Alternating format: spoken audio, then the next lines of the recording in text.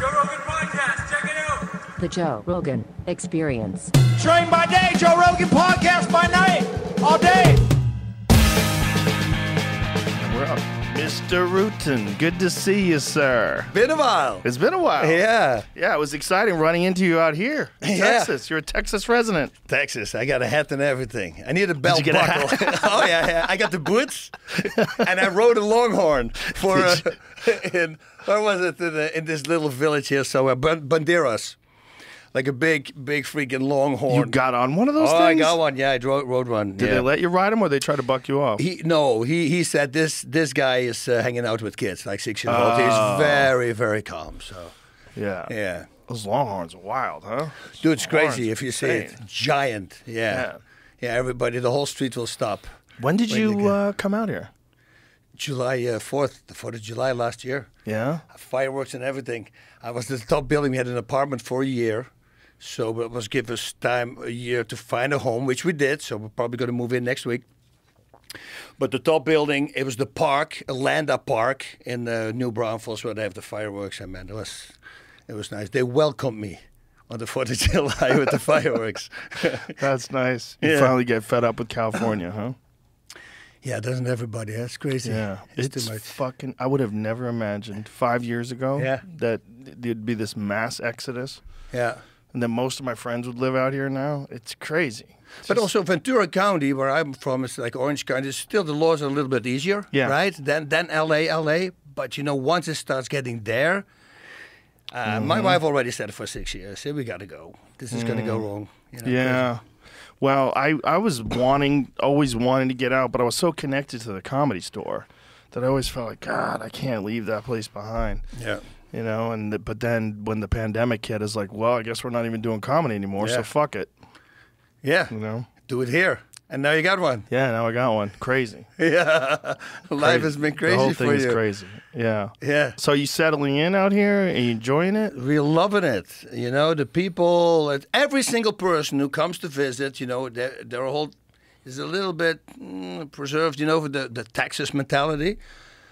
But when they come off the planes, the first thing they say, until now, like 8 out of 8, people are so nice here. It's the first thing they say. Yeah. So I think they really love it. We have a daughter, the middle daughter that I have. She still lives in California. And she didn't really like Texas, but now she's been here. And her fiancé, they were here last week. And I see it with him as well. He goes, well, it's really nice here. Yeah, it's different, and it's also less people. The less people thing is gigantic. I don't think you can underestimate that enough. Yeah. Because I think, or overestimate that enough, because overstate that enough. I think that people get too used to too many people, and then you view people as a nuisance. And out here, that hasn't happened. Yeah. Out here, when people they're friendly. They're just friendly to people. But it's also, nice. They're different as well. Yeah, I think that. Well, they're armed. They'll help, right? That helps a lot. It's like on a plane. Everybody should get a little baseball bat, when they walk in. I'm going to hijack the plane. Yeah, Everybody or a goes, taser. Really? Or a taser. Yeah, but a taser with me, and at the time when I was, okay. So a friend of mine, Holber Kelleny, from Mindhunter, that actor, he gave me a taser. So at my birthday, I open it up. I grabbed a taser, I put a battery in, I'm looking up, and not a single person is in the room. Everybody ran out. You see? Because they think you're going to try it. 100%. Any person I see, I'm going to try it. So I would do that on the plane as well. It was immediately. Yeah, it's the funniest thing ever. I go, where's everybody? Did you tase anybody yet? No. No one? Not even yourself? I want to try it. I gotta go. I would just jab my thigh one time just to see. That I did. I did it even on my head. That I did. But I want to see if because they say it's impossible. I might be full of myself. I think I can pull them out. But yeah, I would love to try it. Some people can take it. I've watched videos. Yeah. There's some people that are on certain drugs that they just pull those things right out of their body. Yeah. I saw one where the cops had to shoot the guy because they tased him and the guy kept coming at him. Yeah. And then finally he's like, okay. You're going to die now. Bang, bang. Yeah. Yeah, it was crazy, though, because some people just stiffen up. Yeah, they fall down, and this guy just fucking. I think I can mind over matter, but then again, I don't even know if it's mind over matter. I don't know. Maybe it was a weak taser, because that's one of the things that a friend of mine told me, and it's actually in a book. It's in one of the Gray Men books, that those tasers are like, especially the personal ones that people have. Yeah. They vastly overestimate the stopping power of those things. Okay. Because girls think, I'm going to get you with this taser. Like, don't get the wrong person, 'cause they might fuck you up even with that. Yeah. Yeah. It doesn't just debilitate people. No, if you have a taser you can use 20 times, that's not a good thing. I'd rather have a taser that you can use only once. Right, You know, like a because then bomb. the battery's drained afterwards, so you know Exactly. this thing is going to work. Yeah, because batteries go dead on flashlights, right? Yeah. I'm sure they go dead on tasers, too. I mean, people are running around with all this confidence. A short, that's how you create freaking heat, right? So Yeah, there's nothing substitutes a 9mm. That's if you want personal protection. You want a small, like a SIG P365. the Hellcats are very nice. You get the Shield Smith & Wesson. Oh, yeah. The Shield, they're very nice, but they only hold like 8, one in the barrel, you know, and that's the extended mag. So Oh, you're out here now. I got to get you a Staccato. Staccato has a CS. It's a very small micro 9mm with, I think it has 15 in the 15 in the magazine and 1 in the chamber. Yeah. And it's so small. It just fits right in your hand. I was doing this. I interviewed a guy. I had this thing on Planet Bas. It's called. It's on Muscle and Fitness. It's a show. So I interviewed a guy at the shooting range here, McQueen's Gun Club, and it's amazing. You walk in with the stilettos. They call them here stilettos. How do you call those knives that jump out of the front and back? Yeah, stilettos. Stilettos. Yeah, they're completely illegal here. Yeah. I go, you can sell them. I go, yeah, this is Texas, buddy. I go, oh man, I'm Everything loving it. is legal. Everything here. is legal. Yeah. It's Literally amazing. everything. You can have concealed carry is just your constitutional right. Yeah. Don't have to get Amazing how friendly everyone is because of that. I'm not advocating for that. I'm not saying that's the good thing or a bad thing. Yeah. I'm just saying it's a thing. Just listen, when other people have it, People are if less bad likely to get people- crazy. Yeah, also. But if bad people have them, I want to live in a gun-free society. Yeah, as long as they have them, I have them. It's very simple. Yeah. Although there was a very sad story out here where someone was trying to break into his yard or something like that, or someone climbed his fence, and he went out in his own yard. I guess someone called the police or he called the police, and he went out into his own yard with an AR. And when the cops saw him, the cops shot him. Oh, gee. Yeah. Yeah. In his own fucking... Backyard. Yeah, very sad. Yeah. Well, that's a lesson. Don't walk around with an AR in the middle of the night. Well, when you see the cops, put that motherfucker down. Yeah. Yeah. I don't know what the circumstances were, obviously. Yeah. But Sad for the family. yeah. That's the first thing I think about. Yes, always. So how is Karate Combat, man? I love it. I've been watching. I've been watching a lot. I saw James Vick fought in Karate Combat. Yeah. And a lot of a lot of glory guys fight in Karate Combat now. James just wanted to invite me for hog hunting. I go, Oh, I'm yeah. in, dude. I'm in. I would love to do that. I just came back yesterday from Miami. It was a great show. I got to get out to one of these. You have When to. is the next one? June 24th. Where at? I think Miami. This one is Miami June or 20. Orlando. Give me an excuse to go back to Miami because I like Miami. Man, if you would, because they've been asking for such a long time. You know, it's Maybe great. I'll take the misses. And the you know, if you go June 24th, I'm planning on to take my wife as well. Oh, really? Yeah, I want to take her more on trips now because you know all the time crazy times are over. Yeah. You know, and now it's let's enjoy a little bit. Add Don't a you few appreciate that now? days. So much better. Oh, you can just get on a plane, no mask, everybody's Oh. happy. No, but also with my crazy freaking like 15 years ago. You know, I would come home at 8 o'clock in the morning, completely drunk, and at 9 o'clock I got a flight. Now I'm walking at the airport at 6 in the morning. I go, I'm feeling great. Sober. You know, sober. Sober, Not boss. drinking. How crazy is that? How long have you been sober for? Oh, you know, I do drink here and there, like a glass of wine or something. But yeah, for a while. I think for the last 5 years. Yeah, I'm taking it down to that myself. I enjoy the marijuana and I enjoy some other stuff that's safe and effective. But I am pretty much done with heavy drinking. I had a friend recently that got off the rails drunk. And it was so sad to watch. He was so debilitated that I was like, I think I might be done. Yeah. It was awful. You see just when you're sober and you see someone just shit-faced, obliterated, can't form sentences. Yeah. Terrible for you. No, it's horrible. It's horrible. That's why I don't go to the after parties anymore, which they had here in with the last Karate Combat. So yeah, coming back to that, these are just Wall Street guys who started this thing. Karate Combat? Karate Combat. They Oh, wanted to start a boxing thing. His wife's brother, who doesn't even speak English, he said, we should start a boxing event or something. And then maybe we should get these Olympic-level karatecas and do a full contact show. And he goes, oh, let me Google. And they started Googling, and they realized there's nothing like it. That's literally how it started. And then it's when they go to the ground, they can punch them on the ground for 10 seconds? Is that what it is? 5 seconds? Yeah, George was with me, George St. Pierre. He's one of the hosts as well as the Wonder Boy, Lyoto Machida, you know. But he was advocating about 3 seconds. I go, why? 5 seconds is already a short time. I think you need. He says, but 3, then they probably hit harder. You know, I go, whatever his reasoning is, but you know, I don't know. But it's a great rule to have. That's first of all. We haven't seen a knockout yet. There's takedowns. You can use the pit. There's 45-degree angle walls, so you can literally walk up there and then drop a guy. Which well, we you've already had knockouts.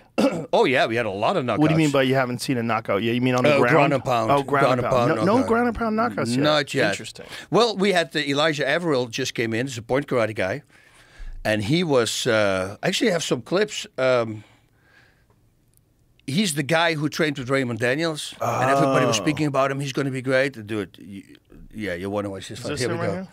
Okay, so this is the first time. This is a karate guy on the right, Abdallah Ibrahim, and that's Joshua Quayhagen, and he thought he's going to. Oh! You see, karate guys. Whoa, show that again. Show that again.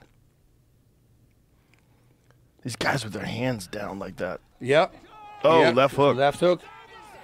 Wow. And then there is on this. There's another clip They there have a with the Bitcoin logo in the center? It was at the time, yes. Oh, these are Wall Street This- guys. This is a long time ago. I love the banked edges, too. I really do like that. I don't like the cage. I feel like it just gets, I mean, even in MMA, I feel like it gets in the way of so much. Look at this. Boom. Oh, beautiful left hook. Over the shoulder. Didn't even see it coming. You know, and the great thing is if you fall against the wall, you're not considered to be down. So you can do anything to your opponent. That is down once you're on the ground. Yeah. But on the wall, you're still okay. There's another clip with Elijah Averill. Here's the guy, the point karate guy. Okay, watch this. Which one is it? Yeah, this is good. You can just hit play right there because that's at the. Watch what happens when you go slow. Oh. Yeah, you'll see this in slow motion. He wanted to kick him with that. You're going to see in slow mo the way You can't kick once they touch the ground, Yeah, but you can punch. you can still punch. What do you think about that with MMA? Like pride rules versus. Watch it kick in the face now. That's Oh, a different boom, thing. as he's See? going Dong. down, yeah. yeah. But so he's touching, so he's kind of almost down. Yeah. Like, what and do you- that's against the wall. He's allowed to do everything. This is not considered to be down if you're leaning against the wall. Interesting. But you can, you're not down, but you can kick to the body when they're down. Can you kick yeah. to the body? Yeah. Kick the body. You can Stomp. no, the head also. Not kicking the head, of course. Yeah. Right. But you can't kick the head when they're down. Yeah. What do you think about that? Because, like, old school pride rules, there was something wild about, and then obviously ONE FC has sort of followed those style of rules in a cage, which is different because your head can get trapped in a cage and you can get stomped. Whereas in, old school pride, it was the ropes and guys would, they could get Try their to slide head out of the underneath ropes. that. And I don't know. Those stomps, once you saw Vanderlei Silva going to that, or Rona against Vanderlei Silva, against Sakuraba, they're holding the ropes for the balance. Yes. And they start sucker kicking somebody's face in. yeah. What I do like always is knees to the head on the ground. I'd Yes. rather have that than elbows. Elbows are most of the time cuts. These are knockouts. Right. So do you really want to lose because of a cut? In a street fight, you wouldn't, right? I mean, Right. you wouldn't stop. So the losing by a cut, it's frowned upon for a fighter. It's still a loss. Well, there are some knockouts on the ground with elbows for More sure. and more now. We see them Yeah. more. But It before, was it just was cuts. 98% Right. cuts. Yeah. It's interesting because the turtle position when someone shoots in a failed shot and they just hang out there and they're allowed because a person can't knee them in the head. Boy, that's a very vulnerable position. You would never stay there in a street fight. No. Never. But you saw that the what see with Roger Huerta when he was in that. Yes. That was like, that was I horrible. thought somebody's going to get killed. Yeah, that was a bad one. That was a bad one. Horrible. And that was also a guy much bigger than him, too. Like, Roger fought 155 in the UFC, and then he goes over, and in one, he's fighting these very big guys. And he's already messed up. He's falling literally on the ground for And his then he gets balance. soccer And kicked. then he got soccer kicked full.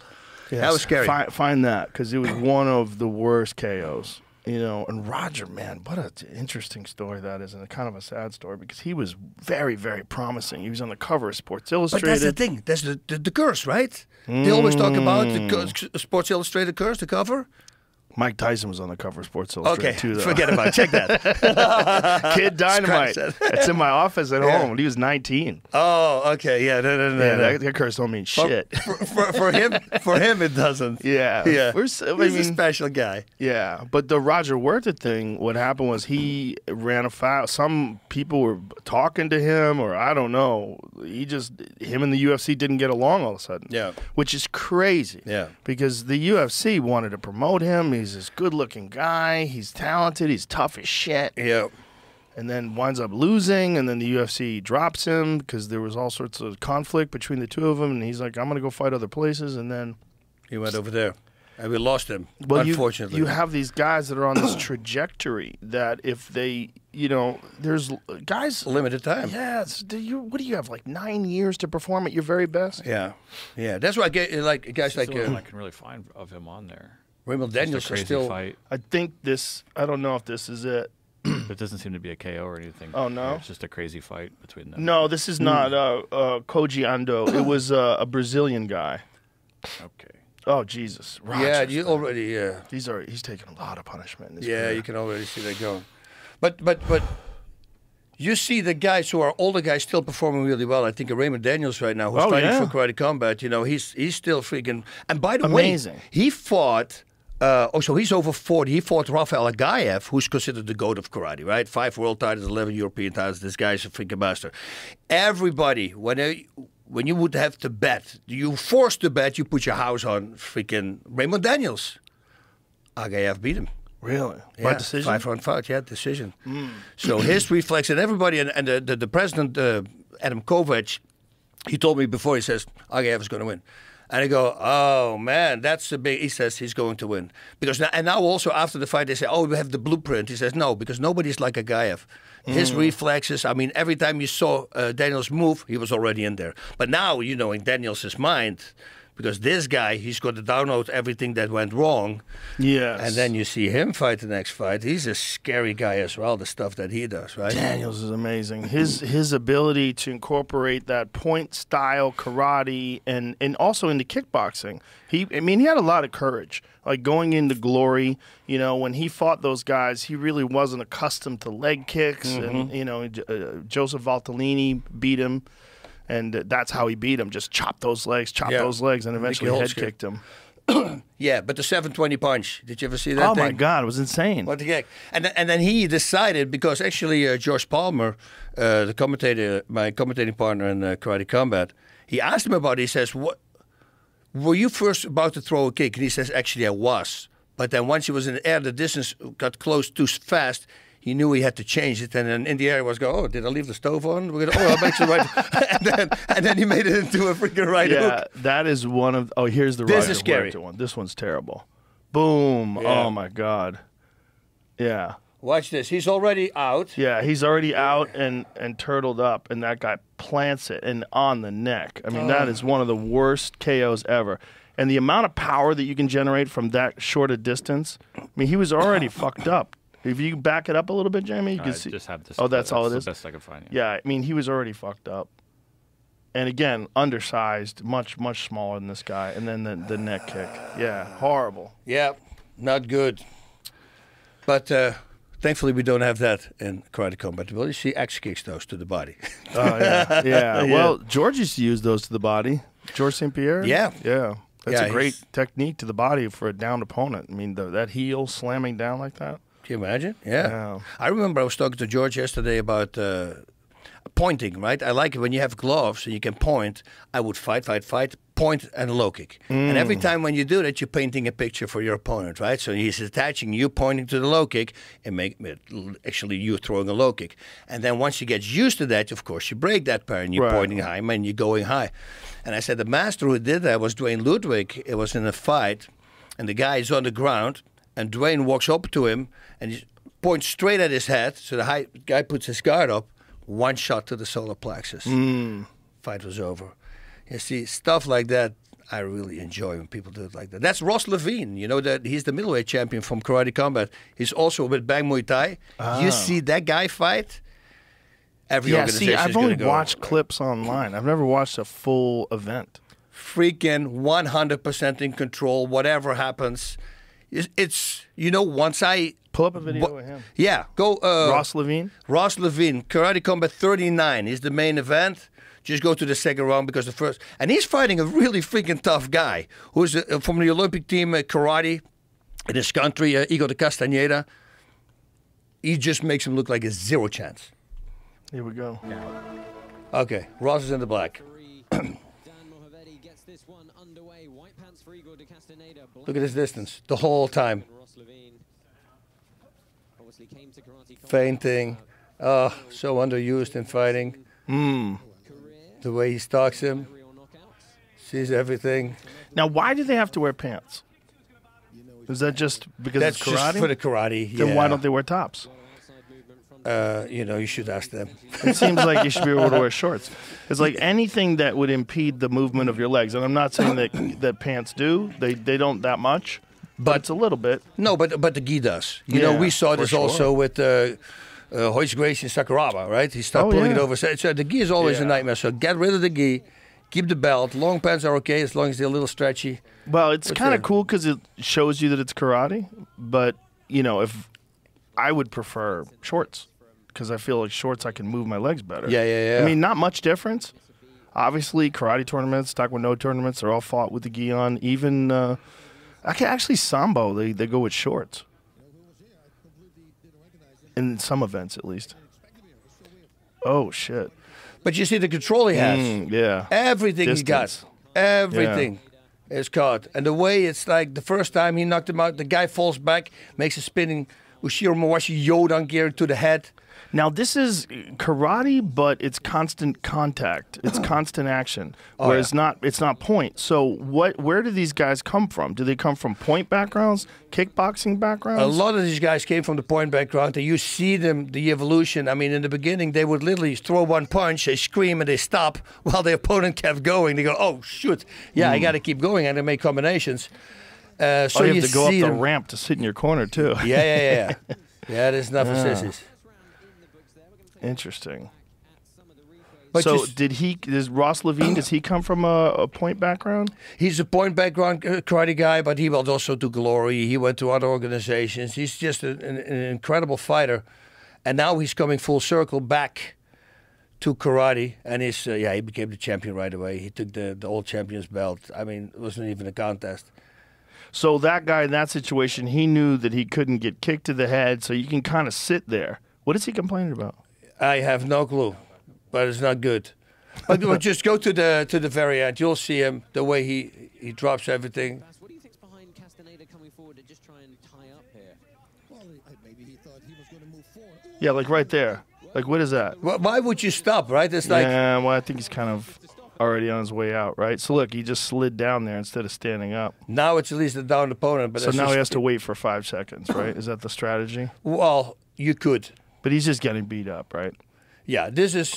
but look how... Look at this. Oh! So you can do that. You can kick to the face there because the He's guy's not down. not totally down. He's just leaning against the thing. Anything goes against the wall. Interesting. And what a choice to make for him. So, and he, the Castañeda, he was complaining about this. He said he wasn't out. So they had a rematch. Oh, boy. Yeah, indeed. Oh, boy.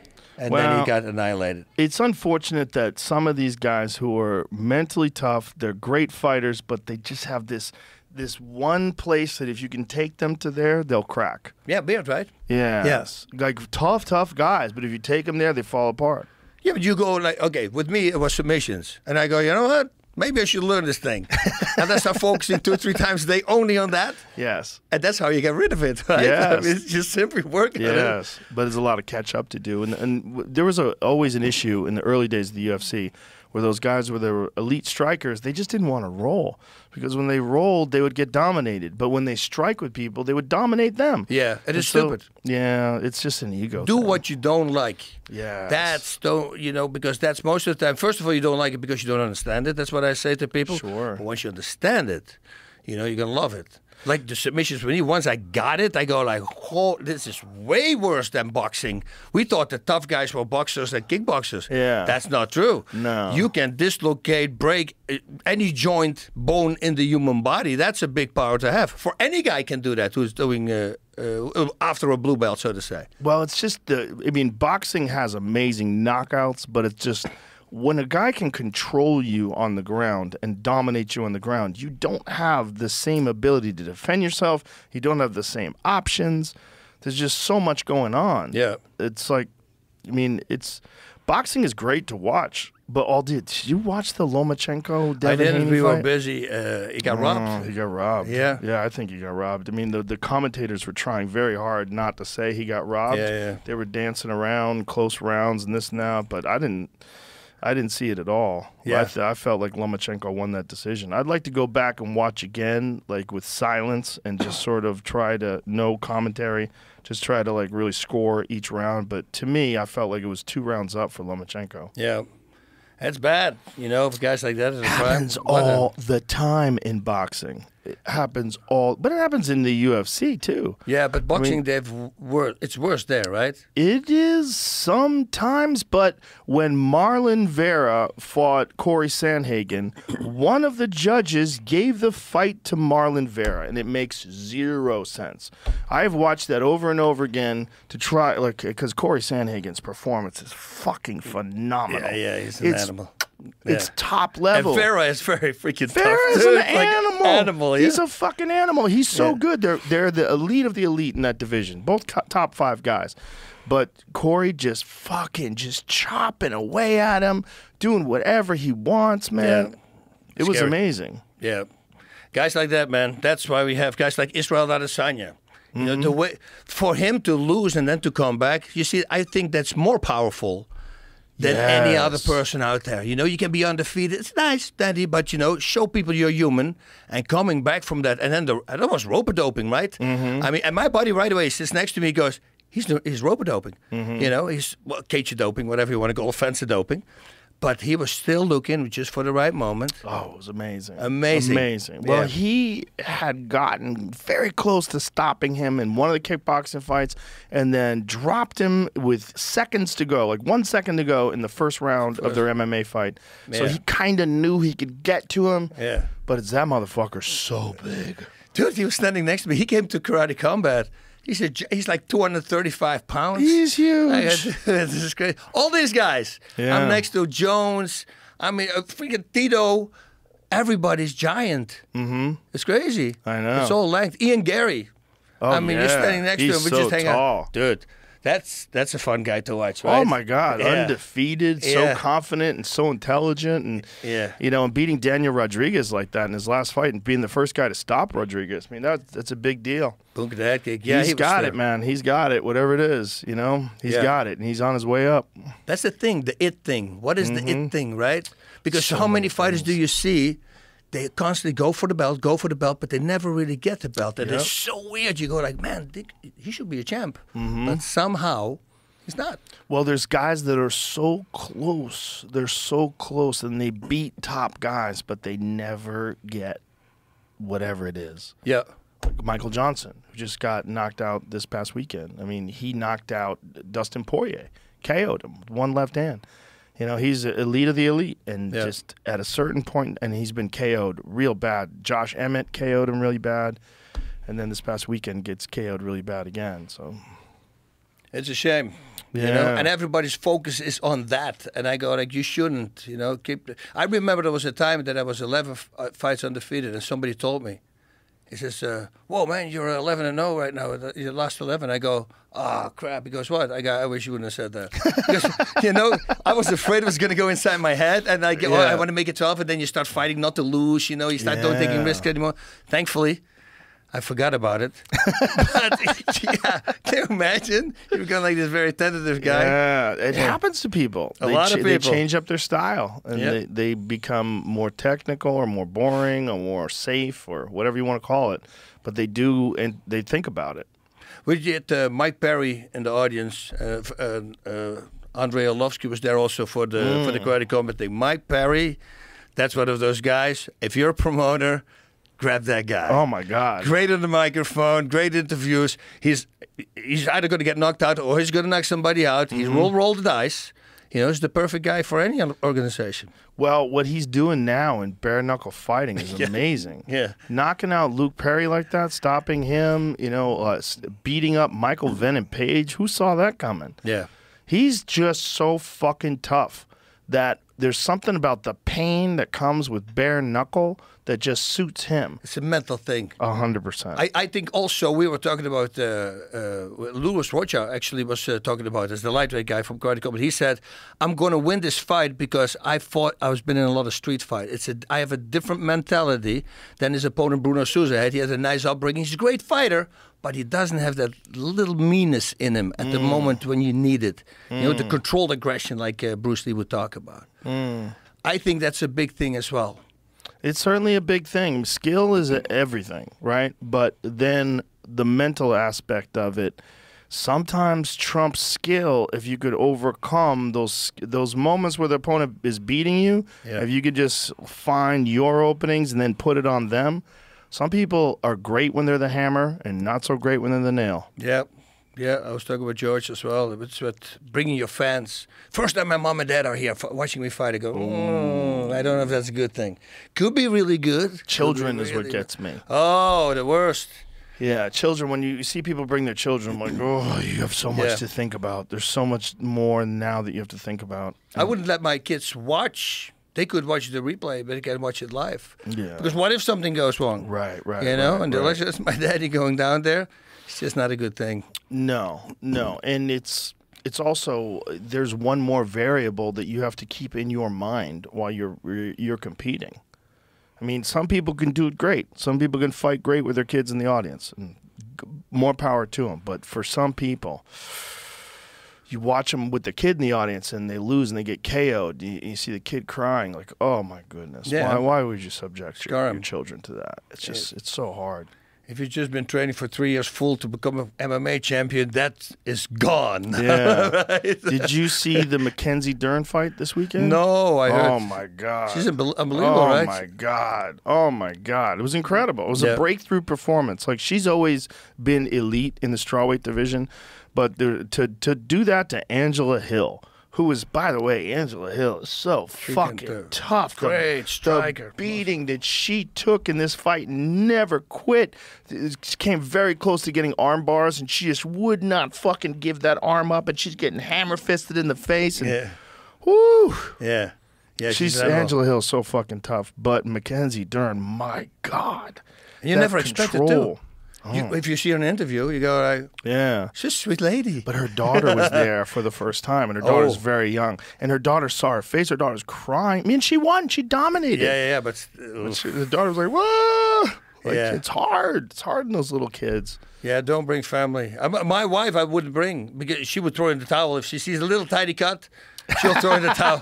I brought her to, okay, so take this out. So I'm going to Japan. I had to fight twice in 1 month, right? As I tell her, I said, why don't you come with me? I can stay there. Finally, I got some training partners in Japan that I can roll around with a little bit. So the first fight goes against Suzuki. Peter Earth was there because he was just fighting also for the K1.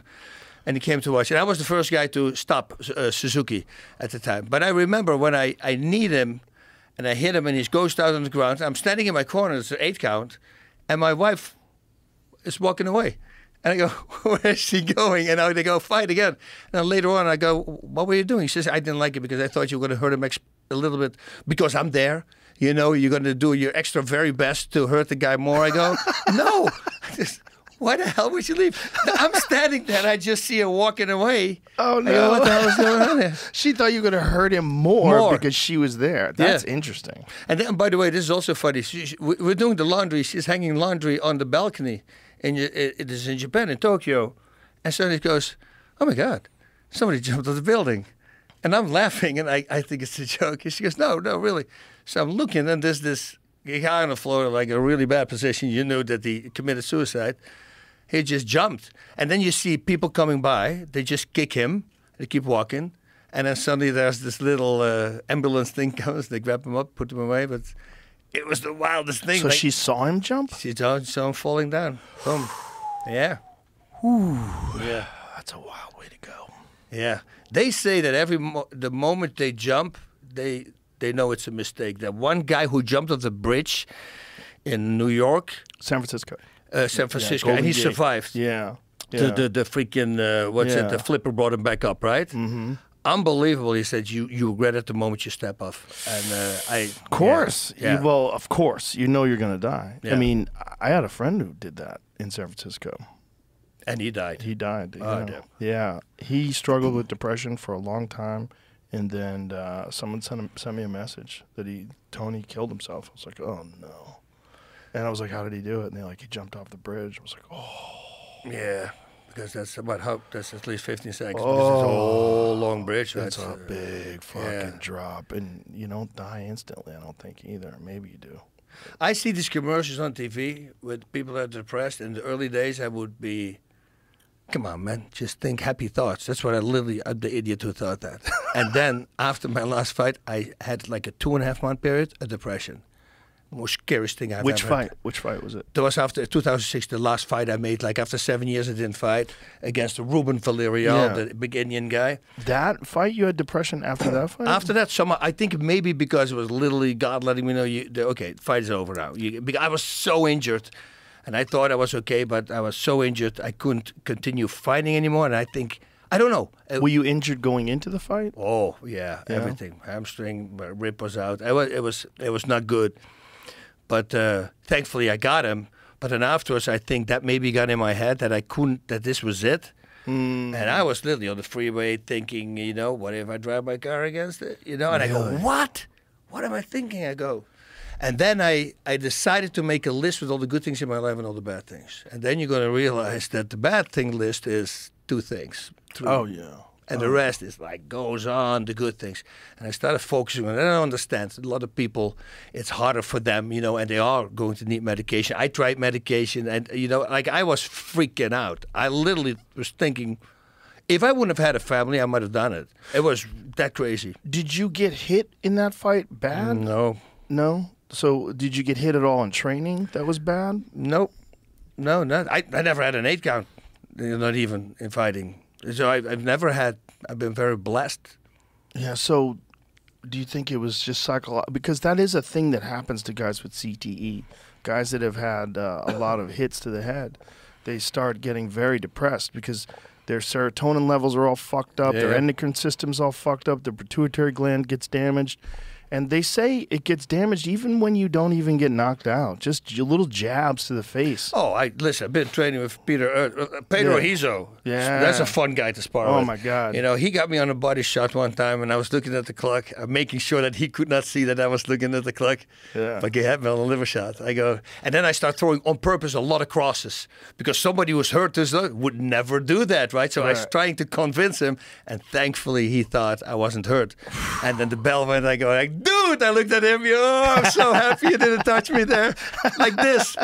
And I would have gone down. The liver is awful. It's the worst. Oh, my God. When people were saying when Ryan Garcia went down against Tank Davis, and people were saying he quit, I'm like, okay, have you ever been hit there before? Oh. Yeah, everything just fucking freezes up. Where does my love for the liver shot come from? Yes. First Thai boxing class, getting dropped by a liver shot. First class? Really? First class. I'm the Thai tough boxer, karateka, but my hands are here. Mm-hmm. So as soon as they added punches to the face, you overcommit. You go too fast, so you're exposing your body. And I was training with Osman, was his name. He was a Class A fighter already, pro. And he figured me out really fast. And he dropped me with a liver shot. And I remember asking him, I go, what is this? It's terrible. I went home. I spent 3.5 hours in front of a mirror. 3.5 hours. My wife said, "You're insane." I would drink a little coffee, relax, go back to the mirror. Only this. I was not going to drop my hands anymore. And the next day I went back to the class and I just cleaned 85% of the gym out. And they go like, they thought I played a joke on them. I go, no, I spent 3.5 hours in front of the freaking mirror. That was not going to happen again. I was a little obsessive compulsive there. That's the champion mindset. That's the only way to do it. Yeah, you need that. You can't have a bunch of other options of things you can do. You have to be 100% all in, fully obsessed. I'm thinking about a funny story when I lived in that building. I used to live across the gym, and I had a mixed martial art. I had a Thai boxing match the next day, and my neighbors, there was a stairs going up. Left are the apartments and right. I was on the right side, they were on the left side. So they have a mirror image apartment. So I know everything. What we have, it's a mirror image there. And they were banging the music really loud. And it was 10 o'clock, and I go, I'll let it go till 11 o'clock, 11:30. Okay, I'm going to go down and ask them. So I asked them really nice if they could please stop it because I have to do something tomorrow. I didn't want to mention anything because they could only trigger something. And they said, sure. Close the door, turn the music up. I call the cops.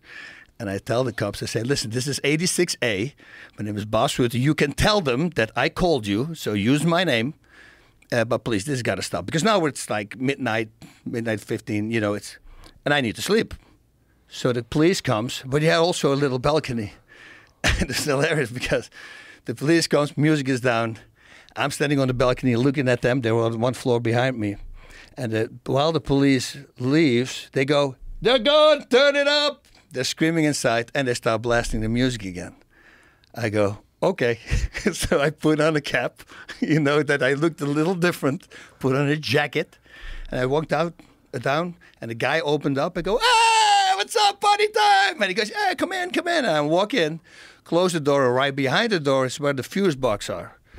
And in Holland, it's different. In Holland, they're like ceramic diffusers, like big. They look like spark plugs. Just twist them in. Yeah.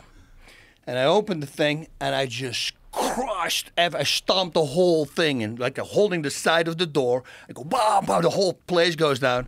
And they came running in the building. I go, I warned you guys. And everybody, but nobody came close. They saw in my eyes. So the reason I didn't want to go there in the first place because I couldn't, my adrenaline, well, I couldn't sleep the whole freaking night because my adrenaline was so rocketing now after that whole experience. Thankfully, I beat him. But but that was the day before the fight. Oh my God! The day before the fight, yeah. When you had the day before a fight, was there anything specifically you would do to try to relax or try to calm yourself or get ready? No, I always been a big thing, and then later on when I started understanding breathing better, you know, like the vagus nerve to stimulate that one.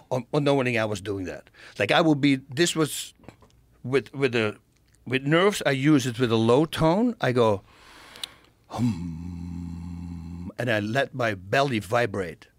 Now, at the time, I didn't know what I was doing. Short inhales with longer exhales, actually stimulating the vagus nerve. You know, and other ways to stimulate the vagus nerve are also by humming and singing. So I connected two of them somehow, but it made me very calm. If I had a headache, I do it the same thing, but I go higher pitch sound because then my skull vibrates. You see, and that always helps me with headache or if I'm nervous with my body. So yeah, that's what I would do. I would just relax and have fun. Video games, you know, only comedy. Nobody can say anything bad. In the dressing room, we can't have aggression. Everybody needs to go right away. Kick the guy's ass. I remember my last fight, and my nutrition was there, and he wanted to hype me up. So he says, can I talk to you outside? It was just before, like an hour before the fight. He goes, listen, man. This guy tries to take food away from my family. I go, stop right there. I don't need this talk.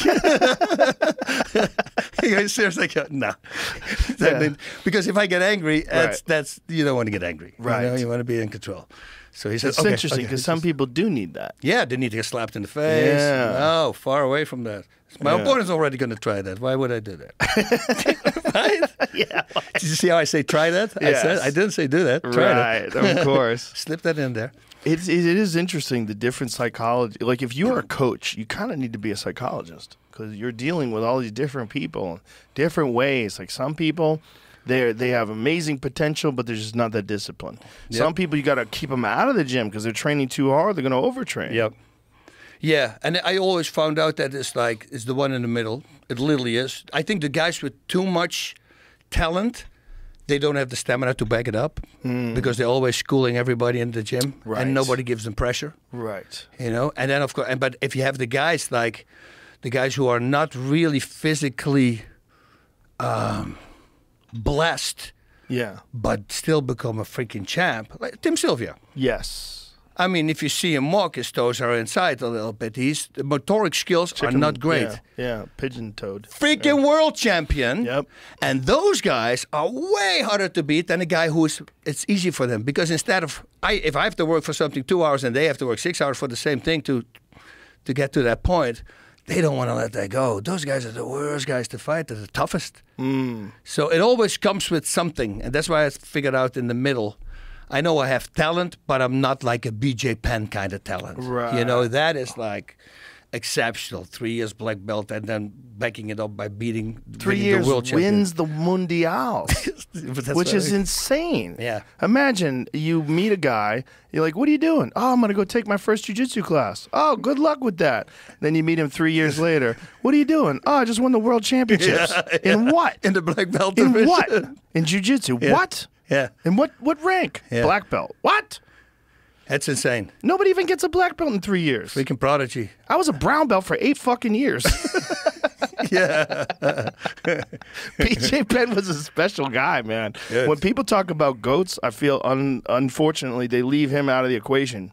Oh, But if you look at BJ in his prime, when he beat Sean Shirk, when he beat Diego Sanchez, in his prime, when he was just smashing people, Joe Stevenson, yeah. BJ Penn was a motherfucker. Oh, I put that BJ Penn against any 155-pounder that's ever lived. Yep.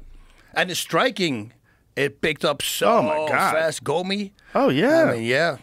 Oh my God, Din Thomas. Animal. He knocked out a lot of fucking people, and his jiu-jitsu was off the charts. Yeah, yeah. Off the charts. BJ Penn was so fucking talented, but during that period when he was the GOAT, what happened was he got with Marv Marinovich, and he started training insane cardio. The Marinoviches had him training cardio more than anything else. Yeah. It was all plyometrics. It was all these facts. So they're like, you already know how to fight. Yeah. Like, the problem is endurance. Let's Yep. give you the most insane gas tank, and then you go out there with so much confidence because you never have to worry about keeping your foot off the gas. Yeah. But what happened? This sounded to me like you were setting him No, up. That's I mean, when it started going. that's when he won. That's what I mean. Oh, Well, he okay, always good. won, but that's when he became BJ Penn, BJ the Penn. motherfucker. Yeah. I feel like if like you could get time machines together, I would take Khabib when he beat Conor McGregor and face BJ Penn when BJ Penn fought Sean Shirk, or Yeah, BJ yeah. Penn fought Joe Stevenson, or BJ Penn fought Diego Sanchez. Like that BJ Penn versus that Khabib. Holy shit. Yeah. Shit. With that fight gives me goosebumps just imagining it. Yeah. Freaking elbows. The Ooh. split he left open with Joe Stevens' head. Oh my God. Yeah, there was blood everywhere. Remember, Oh there was my in a God. puddle. Plus, when you got him on the ground, like that Yeah. ain't no picnic. That's terrifying. BJ Penn was fucking amazing. Everybody on the ground. says, you know, it feels like he's 250 pounds when you roll with him. Well, his legs move like arms. Yeah. He has the most insane flexibility and dexterity. Yeah, this is BJ in his prime. Oh my God! Boom, Boom, Sean Sharp. flying Why knee not? KO. Look at that. Dude, BJ Penn, when he was the GOAT, when he was on top, dude, he was fucking unstoppable. He was so angry, too. It was the best. Yeah. When, are they like letting, what is Mario Yamasaki letting that fight go? Oh, it was the end of the round. That's what it was. Boom, uppercut, left hook. Check the timing on this knee. Step, boom. And he's got those Ruka shorts with the black belt on it. Damn. Oh, my God. And Sean Shirk was a fucking pit bull. Oh my God, Sean Sherk. He was on top for a long time. Yeah. Oh my God, and he had incredible fitness. Yeah. I mean, Sean Sherk was so fit. He was like one of the first guys that had like unbelievable strength and conditioning routines. And you know, this is early days of the UFC's popularity, so it's like people missed that. And I feel like Anderson Silva's another one. When Anderson was in his prime, Jesus Christ. When Anderson knocked out Vitor with that front kick to the face. Oh, jeez. Yeah. Ooh, when Anderson knocked out Okami. When Anderson knocked out everybody. Knocked out everybody. Forrest Griffin. The way. Oh my God. That was even. Yeah. Dunk, Yeah. dunk. There's a bunch of those guys that unfortunately they get left out of the conversation because people see them when they should have quit. They should have stopped fighting. Yeah. That's the case with BJ. That's the case with Anderson. Yeah. People see them when they should have walked away and they just one more time, or maybe they're getting a big contract. Maybe with the UFC's got them. They fight and they can make $500,000, $750,000, $1 million, and so you know. But you know, we all think about that short little. I'm very blessed because I got a lot of injuries. And that's why I stopped, because everybody tells me, man, you were smart. You stopped at the end of at the peak of your career. I said, that was not me. Because I would have been a knucklehead who kept on fighting. And eventually you are going to lose because you're going to fight guys who half your age. You know, they can work out 5 times a day, 5 times a week, full power. You can't. Yeah. You know, you have to really make sure that when you do your high outputs, because otherwise you're not going to make it. So thankfully I got injuries. And that's what kept my well, you had injuries before you won the heavyweight title. Yeah, you had yeah. a bad neck injury when you fought TK. Oh, yeah. When you fought Tyoshi Kosaka, your neck was so fucked up you could barely roll. It was really bad. Yeah, it was Del Golar. He threw me on my head. I had him in a triangle choke. That freaking guy, man. He was so really good, powerful. Yeah. Ooh, Daryl Golar was a fucking beast. Slams me on the ground God. in the corner. You know, so my neck is completely jacked up. Yeah.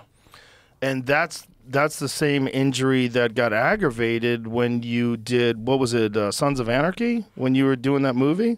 Or the TV show? What was it that you did that wound up, where you had to get the neck fused? Oh, that was Lights Out. Lights Out. Yeah, the TV show. There was this moment that the lead actor, I'm going to beat him. And he says, that's not realistic. This is Bas, you know, we should come up with something. I do something illegal, whatever. There's other ways. There's no way I can beat this guy. And I said, what about this? I jump on your back, you know, I forget to put the hooks in, and I slide off. I spike myself. So this is all Oh, on my me. God, it's your idea. Yeah. And then I'm dizzy. You hit me in the throat, whatever. And then you want to do that? I go, sure. You know, you're invincible at that moment, you know. You think. And I did it twice, and it was just this height that I just dropped. But I remember like 2 months later looking in the mirror and looking at my wife and go, is my arm getting smaller? This is weird. And I wasn't using it because I had a lot of pain in the shoulder. And then I had to do an autograph session in Boston for the UFC, actually. They flew me out. And I went to the doctor. I said, I got to put a cortisone shot in there. There's no way I can do this weekend, you know. And they put the cortisone shot in there. And so I now could use it. Because before I didn't use it because it was hurting. And I couldn't lift my carry-on luggage. Freaked me out. I go like, whoa, what? So my other hand, I lift, I go, okay. So it's my arm, something's going on. I thought I lost all power. And that's when I realized it was my freaking neck. Yeah. How is it coming back now? Is it? Nothing. It's supporting muscles. They're doing it. You know, if I wrap this up, you'll see. You see, it's all gone here. See? Oh, it's all wow. atrophied. That's Yeah. crazy. But it was, my whole arm was like this. It was a stick. So I got this, biceps is coming very slowly. It's coming down. But literally, I started with 2 pounds. I couldn't pull the trigger from a gun. Really? Yeah. So listen, I used to do 9 1-arm pull-ups. Like people, I would do this in the subway with other fighters. Hey, show the pull-ups again. Not stretched arm, but from here, I could like 9 1-arm pull-ups. And going from that, not able to grab the freaking water out of the fridge, that was scary. That was very scary. And then I went from 2-pound curls, and I'm doing 15 now. And they say, oh, that's great. Yeah, over 12 years. So you went from 2-pound curls to 15-pound curls. Yeah, but like I said, it's over 12 years. I got to do 45s. I have on my left, and then the little ones. I know you went to Ways to Well, and they gave you some stem cells. And yes. you've done some stem cells. Where did you go before that? Did you go to Panama? I did Panama before, all the way back. It didn't work anything for my neck injury because Apparently, there's a nerve blocked, and it can unblock a nerve. You know, it's can only do so much. It's blocked because of the fused discs? They have no clue. Nobody can find out where it actually is located. It's because it's like it's been such a long time that they simply cannot locate. They tried everything with electricity and holding, and it's stupid. Somehow they cannot figure it out. So I felt really good after Panama, like physically. It dropped my cholesterol levels. It was bizarre. I went from 220 because coincidentally I just took like a blood test 2 weeks before I went to there, and when I came back, did another blood test. It dropped 70 points, 70 points in like 10 days, and it was because of the stem cells. It was the wild thing. It was like 150. I go, what? It was 220. It was really bizarre, and I felt really energized. I remember the person who told me to go there. It was through Mel Gibson. And his sister was talking about. She said, "I feel energy coming out of my fingertips." I go, "That's a weird thing to say."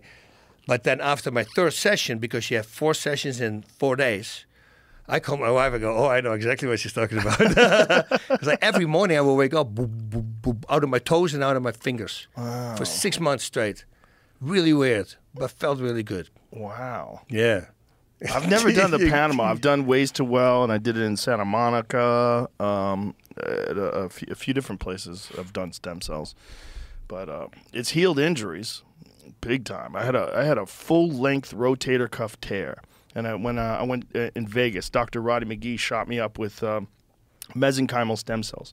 And I went to a doctor. The UFC gave me a doctor in Los Angeles, and he looks at my MRI, and he goes, "You're going to need surgery." And I go, 100%? He's like, "Yeah." I mean, he goes, "I don't know how you're using it now." Yeah. And so he goes, "Well, let me put you through some paces. Let me see." He goes, "Resist this." And I just resisted it. And he goes like, "Huh."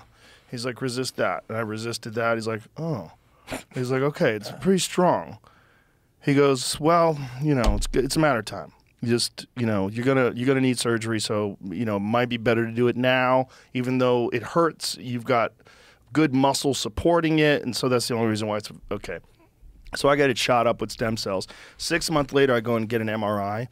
The rotator cuff tear is gone. Whoa. Full-length rotator cuff tear. And Dr. McGee looks at me and goes, "You know how fucking insane this is?" Yeah. He goes, "This is insane." Yeah. And this was like the early days of stem cells in America, where you could kind of get away with more. They were doing some wild shit that you got to go to Mexico now again. You know, like Tijuana, the Cellular Performance Institute, CPI down there. That my friend Ed Clay and Eddie Bravo's been down there. A lot of UFC fighters have been down there. You know, They go the it's extra incredible. step. Yeah, they fucking dose you. They hit you with a lot of it, and everybody I know that's gone down to that place is Well, I went phenomenal. to Ways to Well for IV, right, already, and I had to say the next day I called him. I go, my muscle aches are way less. Yeah, and it was just after 1 day. Well, there's a definite reduction in inflammation that comes with that. Yeah. You know, but there's a lot of things you could do to reduce inflammation, but the healing thing is just incredible. And I really wish. I mean, the problem is in this country, you know, without just blaming people, there's too much regulation when it regard to that kind of stuff, and it's not because there's a lot of evidence that people get injured by stem cells. I feel like there's a lot of pressure on them because there's a lot of drugs that people take when they're injured, and there's a tremendous industry in those drugs. Yep. Tremendous industry in anti-inflammatories, there's tremendous industry in the pain pills, and a lot of that would be hit hard if stem cells were openly not just like allowed, but allowed the way they're allowing them in other countries. You know? It's everything, and they don't want that. They don't want to fix you. It's fucked. It's really well. It really is. I mean, if they could make it so that you have to take a pill once a month, and that pill is worth a lot of money, and they can profit off of it, they'd be like all in. Yep. But this I am just a giant fan of stem cells, and I'm a giant fan of peptides. Yeah, me too. Always did peptides. Makes a giant trigger difference. your own body to make more. Yes. It's the best. It is. You know, it's always better than a foreign substance in you. Yes, and it's incredible what they can do now. Yeah. I mean, really, and we're really at the cusp of this. They're doing things now where they have stem cell eye drops for people that have eye injuries. Yeah. I mean, the intravenous stem cells help with all sorts of neurological conditions and all sorts of issues that people have, particularly when they go to, say, Colombia, the bioaccelerator place, or Neil Reardon's place, which is in Panama. Yeah, that was Yeah, it's amazing what they can do now. So anyway, this shoulder, many years later, zero problems. Zero problems. I do Just stem cells. 90-pound clean presses with this. Jeez. And I do windmills with it. So I'm putting it in these compromising positions where I'm doing this with windmills with 90 pounds. No Jeez. problems. Zero pain. Yeah. Throwing full punches, zero pain. Nice. No problem. Pull a 90-pound bow back. No problem. No issues at all. And this was that close to getting cut. And now it doesn't bother me at all. I mean, there's like nothing wrong with it. Like, It's there's so nothing. wild, right? It's Sometimes crazy. the wildest thing that I one time had was that I had a really the little pinky sticker because I hit somebody's hip, like in a karate gi, hit a hip, and it was before a fight. So I'm arriving at the pancras for fighting, and the judge, who was the judge, was a really good freaking body mechanic guy. Everybody from around the world would go to that guy to have him look at him because he was just really good with Tai Chi and whatever he did. What is it? The acupressure, all that kind of stuff. And he went to me and he says, "Okay, give me a hand." I relaxed it and he pushed on 3 spots. I was like, "Oh shit." And he goes, "No, just," and he wiped it out. He does it again. I go, "Okay." He says, "Okay, how is it now?" And I go it's completely gone. Like zero pain, not even a hint of it. And he just opened up the pain blockages that he said that he was pressing. And he was on the money, man. He said, go, ow, ow, ow. And the second time was already less. And the third time, he says, "I should be good now." I go, That's so weird. Right. Nothing. That's Zero. so weird. Yeah. Yeah. What is it like now to rely on your left hand? Because now you're thinking about if you're going to fuck somebody up, you're going to left hand them. You're not going to throw straight right anymore. Oh, no. No problem? My triceps still work. Oh, no, I will okay. knock you out. and my uppercuts So is coming back. the punches is still good. The Oh, uppercut, yeah. the uppercut's more a of an little issue. less. Yeah, a little Right. less because of the And shoulder, but the hook's a shoulder little also less. came back. Also the hook. You know, I tell people when I'm doing a shadow boxing, I say, don't look at my right arm because it's probably going to be a little off. Look at the left what I'm doing. But no, my crosses are there. So thankfully my triceps came back. Maybe in 12 more years, you get a full bicep. Who knows? Well, I mean, don't maybe even focus on less. it anymore. If they figure out some way to fix it. I mean, it's just like the medical the advances that are happening are so magical. Yep. It's really, really incredible time. It doesn't stop. This whole talks with the Mr. Kaku you had, with the quantum computers and all that stuff. Michio Kaku, yeah. And it's all going to be Yeah. probably in our bodies, right? It's something like that eventually is going to happen.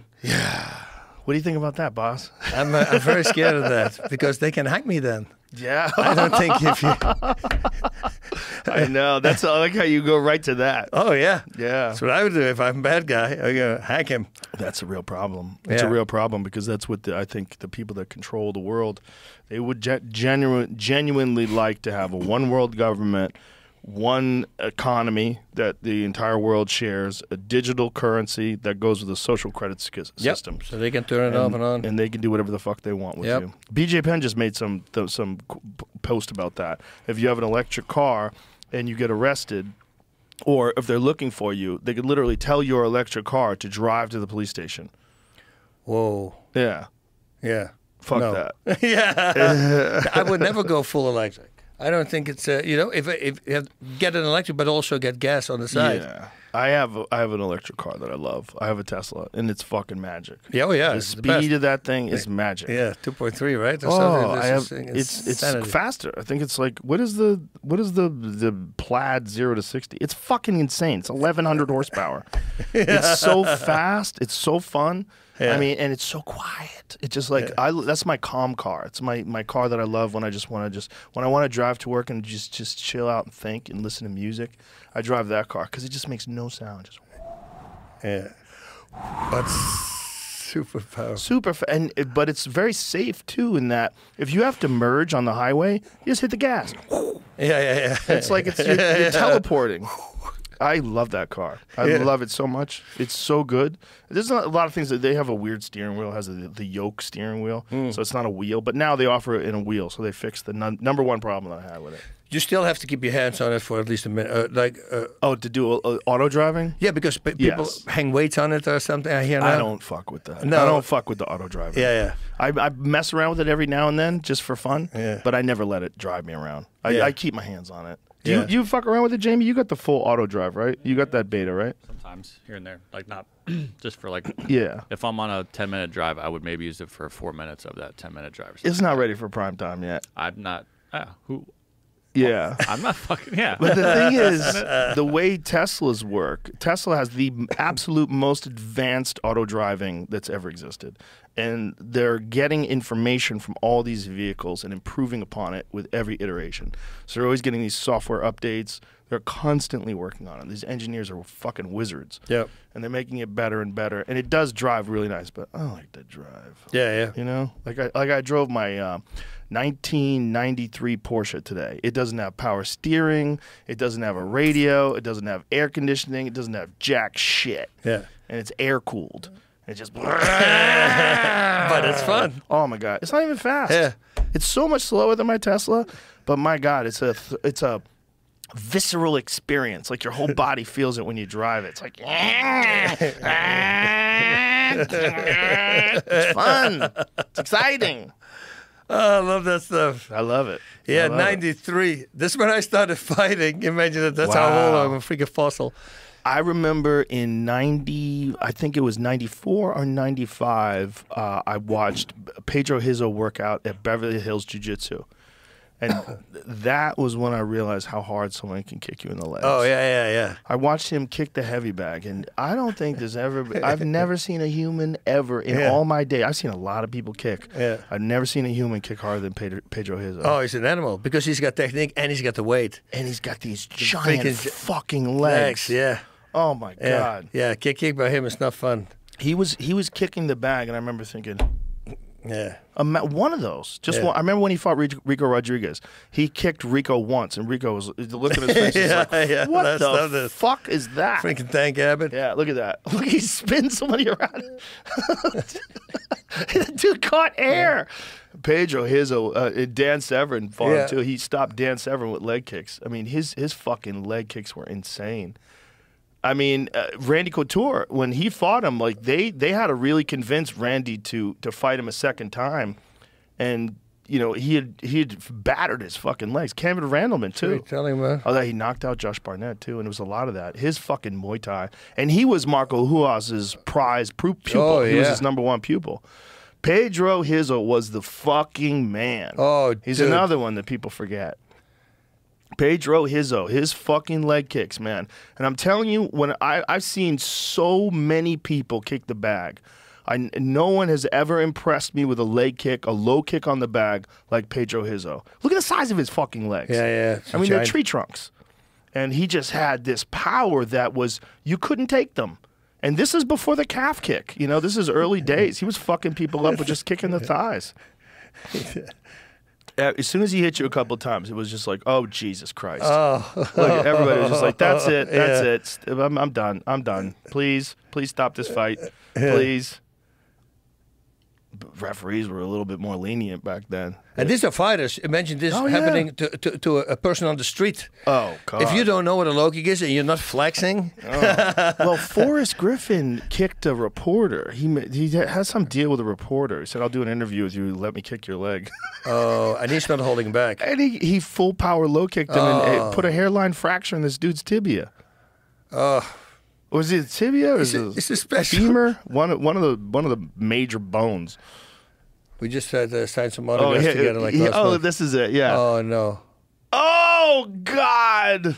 Oh, you know this is. He didn't even kick him full blast. No, I don't think you can. No. I literally you're gonna break. It would be evil. It would be evil. Yeah. Check himself treated for a hairline fracture of the femur. Yeah. Yeah. Yeah. Jesus Christ. Don't, reporters, if someone says that to you, say, no thank you, I would rather not interview you, sir. I'm at the Asakusa shrine with my wife, and this whole bus, people are yelling out of the bus, it's these kids. And they stop the whole bus and they come out and they want me pictures and they want me to hit them. Oh, God. So I go, you know, and he goes, thank you. But they look at me like asshole. And I go, what is the look? And my wife says, I think you have to hit him harder. I go, serious? Yeah. I go, come back. Bonk. And he's going, I go, thank you. Oh, in the shoulder? Oh, they God. loved it. And then I start kicking the crap out of people's legs. It's fun. But, you know, they were much happier. That's the weird thing. They want you to hurt them because somehow that makes it, I don't know. I don't get it. I don't get it. I don't get it either. Didn't Jason Ellis let Chuck Liddell in his prime punch him in the arm full blast? I think there's a video of that. That's not a smart thing to do. Jason Ellis is a psychopath, though. He's crazy. Yeah. I think Funny. He's very funny. I think he enjoys a little bit of pain. Yeah. There's something about that gentleman that's a little bit off. Yeah, here it is. This is Chuck in his fucking prime, too. Oh, no. Oh, okay. Oh, God. Oh! Yeah, oh. I don't... Yeah. You just heard the sound of Jason getting knocked. Yeah. In the arm. And did you see Chuck's... He wanted to go. You saw his... Yeah, the look he in gets his crazy. eyes? He gets crazy when he hits it. That fucking switch gets turned. Oh, yeah. Chuck, that's another one. Chuck Liddell in his prime was a fucking monster. Yeah. Because he could take it. Yeah. He could take a shot in the chin so good that he would just fucking wade forward, almost daring you to hit him, and just fucking yeah. And then when he would win, he would It's freaking exciting. It was crazy, dude, man. He made the UFC. In Yeah. 2005, when the UFC became popular, it was popular because of the Forrest Griffin, that the big final between Stephan Bonner and Forrest Griffin and the Ultimate Fighter made the UFC. Yeah, 100%. Everybody watched on TV. They're like, what is this? This is wild. But then you got to see the champion. Yeah. You got to see Chuck Liddell when he was a fucking... Beast. Put up Chuck Liddell versus Babalu. See if you can find that. He was hunting people. Yeah. He was hunting people. And he was a wrestler that never wrestled. He never used his wrestling in the octagon other than to get up. He just wanted to fuck you up. You know, And then he was really good at it, too. and trained by John Hackelman, who's old school, just old school. That place that he had in San Luis Obispo, the pit, where he would make these guys do it. He was like the originator of all these crazy workouts with wheelbarrows and shit. There he is. Oh, freaking kicking. Chuck Liddell, man. People forget he was a fucking monster because he was a big, tall, light heavyweight. He was a huge guy, crazy power, and you couldn't take him down. Yep. His wrestling was incredible. And Babalu was tough as fuck. Yep. Babalu was another guy, elite fighter. Babalu was a fucking animal, man. There's a crazy Babalu soccer kick knockout of this really thick, muscled guy. I forget who the dude was, but Babalu cracked him and then soccer kicked him. And it's, see if you can find that. See if you can find See if you can find that. You got to give Babalu his props because Babalu was another guy, of a guy that people forgot. There it is. Is that it? Yes. I forget who the guy was. So he gets it. Yeah, it's right before that. Boom! Oh, gee. I mean, with wrestling shoes on back then, Yeah, right? yeah. Because they would let guys fight with wrestling shoes. Brad Kohler? Was that who it was? I forget who the guy was. I think that's Brad Kohler. Who was another tank. God damn, those early days. Those early days fun were were wild. those? They're crazy. When guys would fight with wrestling shoes on, which is very interesting because, you know, you could do so much more with movement and with that grip from the wrestling shoes. I just had an Yvette was asked me to for a student of his for karate combat. So I'm at the show and he's already there. I go, oh, this is 2 months ago. They already allowed you. I go, yeah, man. I'm looking forward to this. But you can see that he's trained by Yves, you know. But Yves, that was also one of those guys that you should keep an eye on. Oh, he did yeah. the one knockout that he did one time. Josh Thompson. The jumping knee when he had the single leg. Did you ever see that? Yes. I always told my students, I go, if somebody has a single leg on you, imagine you jump up with the same leg that you jump with, knee him in the face, and then land on that same foot again. Yeah. And freaking Yves pulled it off. Yeah. He did it. Yves was elite, man. Yeah. Yves was elite, man. So here, this is the Josh Thompson KO. And this, by the way, this is when Josh Thompson was one of the best in the world. So it's in a scramble. They break loose here. Josh Thompson gets up, and Eve catches him right here. Boom! Oh, yeah, I remember that. With yes. a jumping round kick. And then Josh Thompson was the first guy to ever stop Nate Diaz. Yeah, Josh Thompson, I was there. Same kick. Yeah. Head kick of Nate Diaz. I had I was with Eve at an underground fight somewhere. The athletic commission would come in first, and they said, okay, there's not going to be... They made up this story that's going to be just wrestling. Two guys are going to roll against each other. And as soon as they left the building, they closed the doors. They said, Right. okay, everything is on. And then the real fighting started. Yeah. And I remember I'm standing next to the cage, and he's on somebody, and he said, because I'm in his corner, I trained him. And he's hitting the guy. It was just crosses. I go, Eves! And he looks at me and goes, left hook, right straight. And he goes, bang, bang, out. And I go, see, you don't want to waste any energy. But he's always funny like that. He goes, oh, just bam, bam. That's the nickname now. Bam, bam. Bam, Bam, bam. Bas Rutten says bam, bam. I had the story with Marco Huas. We go to Yves Edwards in Houston. And there's this cup. I'm drinking a Heineken outside. And this little cop is there with shades on in the middle of the night, exactly, with the pumped up arms. And he's telling me to get rid of my beer. So I say, sure. So I start drinking the beer. He says, stop drinking. But I finish it, I throw it away. He says, I told you to get rid of the beer. I say, and I just did. Everything is okay. You want to go? And then Eve Edwards goes, no, he's from Holland. Like, that's different here in America. Well, it is with drinking. It is. Yeah. But anyway, the guy was angry, and he left. It is an outside event, and there's a fence in between wherever it is. And the cop now comes over. He's sitting shotgun. He has his arm hanging out the window, still with the shades on. His partner's driving, and he's just deadlocking me in the eyes. So I moon him, right? And Marco Hua stands next to me, and I go, because they start running after us. I say, now we got to run. And then it's just, we beeline. The next day I wake up, and Marco has his whole finger is like all bandaged up.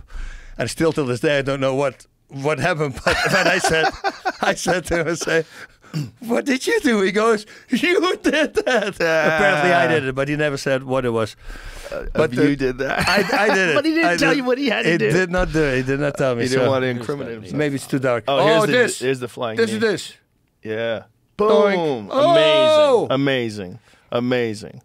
Yeah, that was Elite XC, right? Yeah, that was so badass. That was Kimbo was fighting on the same show. Yes. And Elite that's why we were there. XC was crazy. That was interesting, right? Because wasn't that CBS?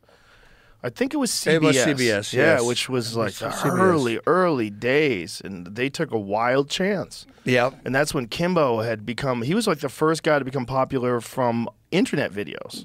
Gigantic. Yes. I mean, we would go to freaking, if we go to a different state, they like to play video games, so we would buy a console somewhere. And but you can't walk on the street with that guy. Everybody knows him. Oh, yeah. He had a crazy look, too. Yeah. The bald head with the beard. He looked so good. And Best he was Buy, such a everybody good wants guy, to help too. him. Oh, nice dude. Such a man. good guy. The whole group, that whole entourage, Mhm. freaking laughing all day long. It's hilarious. Those guys are crazy. Funny. He fought that cop from Massachusetts in that wild fight that was a bare-knuckle boxing fight in a karate dojo. Yeah. Do you remember that? With the guillotine that you've complained about. Yes. Yeah. Sean. He won Sean the what? UFC. Gannon. Sean Gannon. Sean Gannon went to the UFC and he fought Brandon Lee Hinkle. Yeah. And he got beat up. Yeah. But didn't he win before he was the wild card or something? The UFC before? I think so. I think. Oh, I look thought at Kimbo back in the day. Look at him. What did Kimbo die of? He had like a heart attack or Heart something? attack, yeah. It's crazy.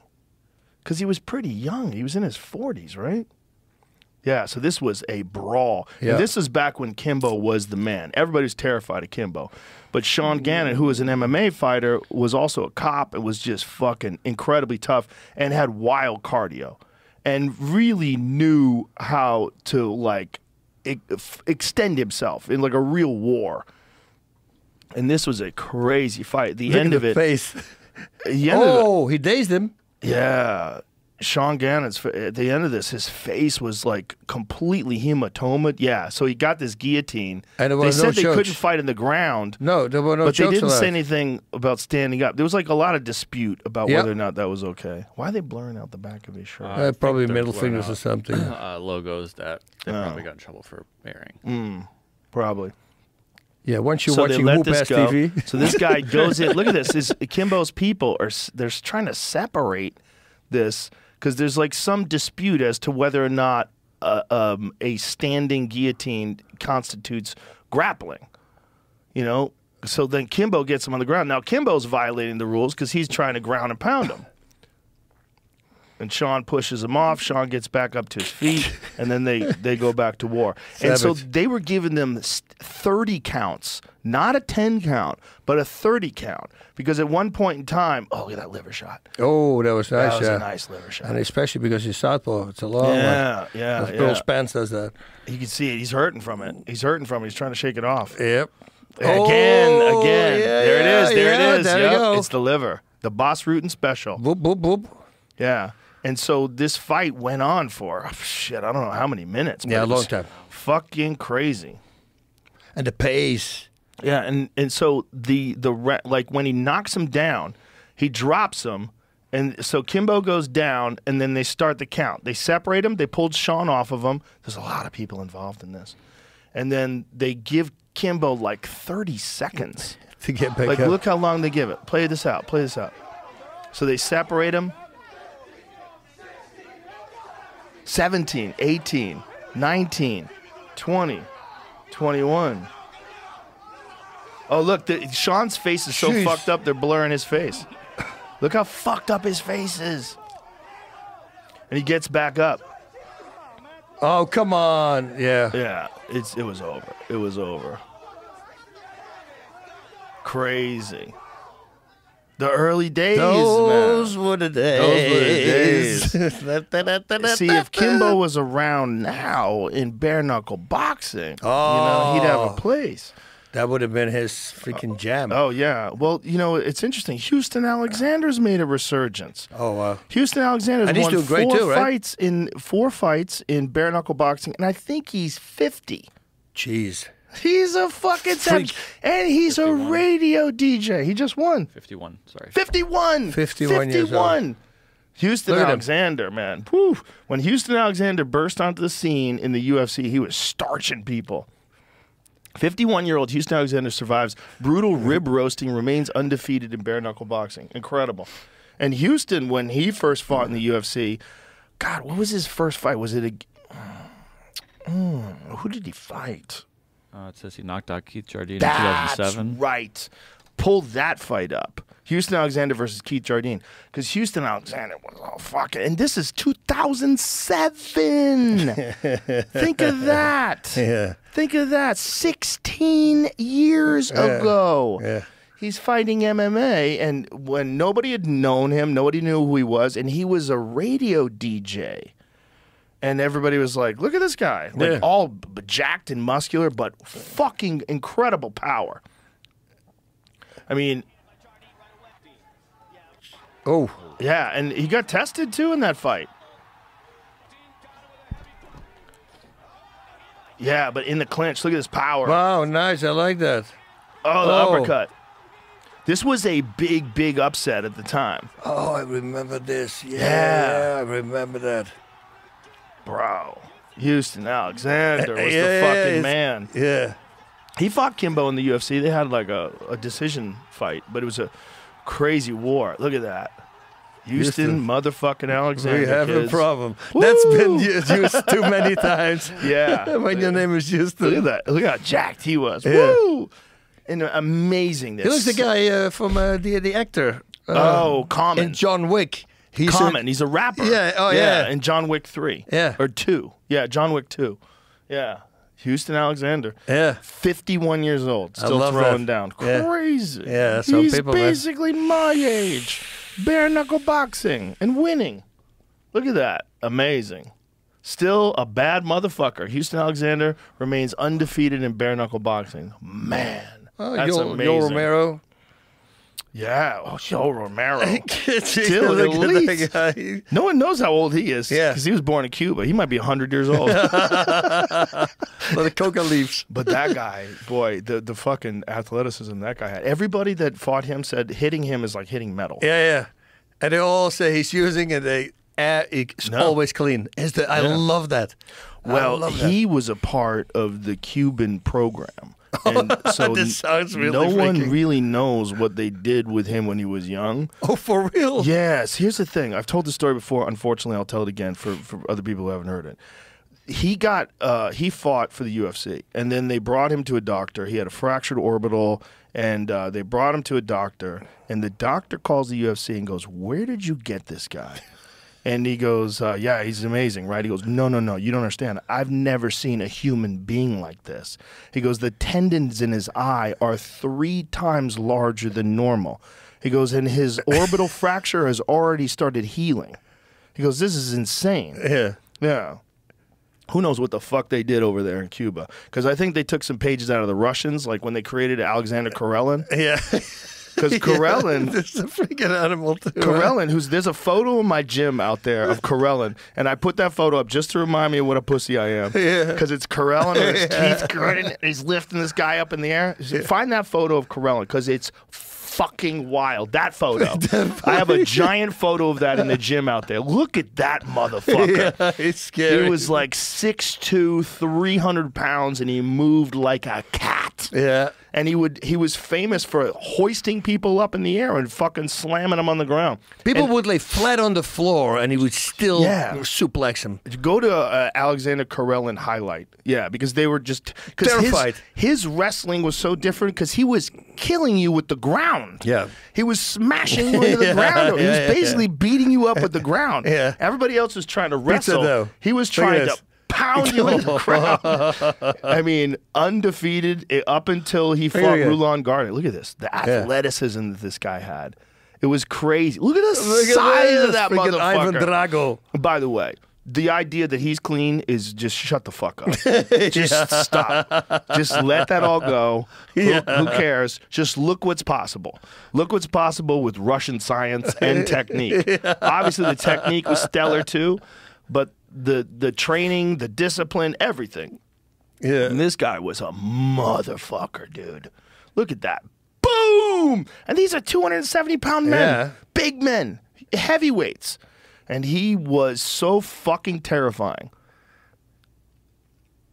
Amazing. What happened with the Rulon Gardner thing? There was I know he beat him, but there was something. It was a new controversial. rule. The new rule was it's Greco-Roman, and the new rule is if you could separate the grip, it was 1 point. And Rulon separated his grip. Oh, okay. But that rule didn't exist before then. It doesn't mean anything. Yeah. They gave him a point for that. I guess it's because there wasn't enough points being scored in some of the matches. Yeah. So they changed this. They didn't change it for Rulon. They just changed it, and Rulon won. And Rulon was another beast. Listen, his my story, like a plane crash, everybody's dead. He swims to the shore. Is that what happened with him? Oh, dude, he almost lost his foot, frostbite, everything. He survives everything, this guy. That was a different thing, right? The frostbite was a snowmobile accident, I believe. Oh, I thought it was from the swimming back to the shore after the plane crashed. With Rulon, the thing was so Rulon was also an enormous country-fed motherfucker who was a hell of a wrestler, and he went off to fight in Pride. Remember? Yeah, no, but that's what I mean. I helped him with Ryan Parsons. That's why I was in the corner. That's where you heard these crazy stories. Yeah, and that was 0-0, and then Rulon got him to separate the grip at one point in time. There you go. And that was it. You find it? Yeah, I think that was it. That was it? Right here. That was it. Like He a just break, won. And then when they come back, he's up 1-0. So Yeah, interesting. so right here, they went to the tape to check about his grip here. So he gets above the shoulders first, and they both at the same time. And there you see right there. He just changed his hands. Gardner never did break his grip. How will the officials interpret it? My interpretation there is they both came up at the same time, and Karelin broke his lock. He could be penalized a point. Gardner That's could take crazy. the lead. That's crazy. And that's the great Jeff Blatnick doing commentary. Yeah. Good Rest in guy. peace. Rest in peace. The indeed. nicest. He's so nice, a nice guy. The nicest. Instrumental. Yeah. Also in the rules. Together with Big John. Yeah, instrumental also in bringing credibility to the UFC, because here you have this guy who's this Olympic wrestler, is an elite wrestler, who is embracing MMA and talking about how important it is. Yeah, and this is what they would do. They would flatten out. Gardner with hanging in there in the clinch. Yeah, Rulon, like you said, he's a freaking animal too, man. These are my God. special human beings. Once you go to the Olympics, you know, you're freaks. 1 point, and Rulon Gardner, gold medalist. Wow. And then he went off to fight in Pride, and when he was fighting in Pride, he was jabbing people, just fucking hitting them with that giant canned ham fist of his. Yeah. Just boom, boom. I'm just thinking about the karateka who won the gold medal by getting knocked out. You remember the last Olympics? Yes, Imagine you wake up and you say, "What happened? You're the world champion, dude." Because in karate, you're not in the Olympics. You're not supposed to hit him hard. But he bopped into it when you saw it. It doesn't make any sense. It doesn't make it. He just Karate Combat tried to have those guys fighting full contact in the Karate Combat cage. So unfortunately, it didn't happen. So this dude, he went right into that kick, and he lost because of that in 2020, which is insane. I mean, it literally makes zero sense. Insane. Yeah, because he dipped into it. He bopped into it. It's 100% legal. 100. And look at this. He's got the COVID mask on, too. That's crazy.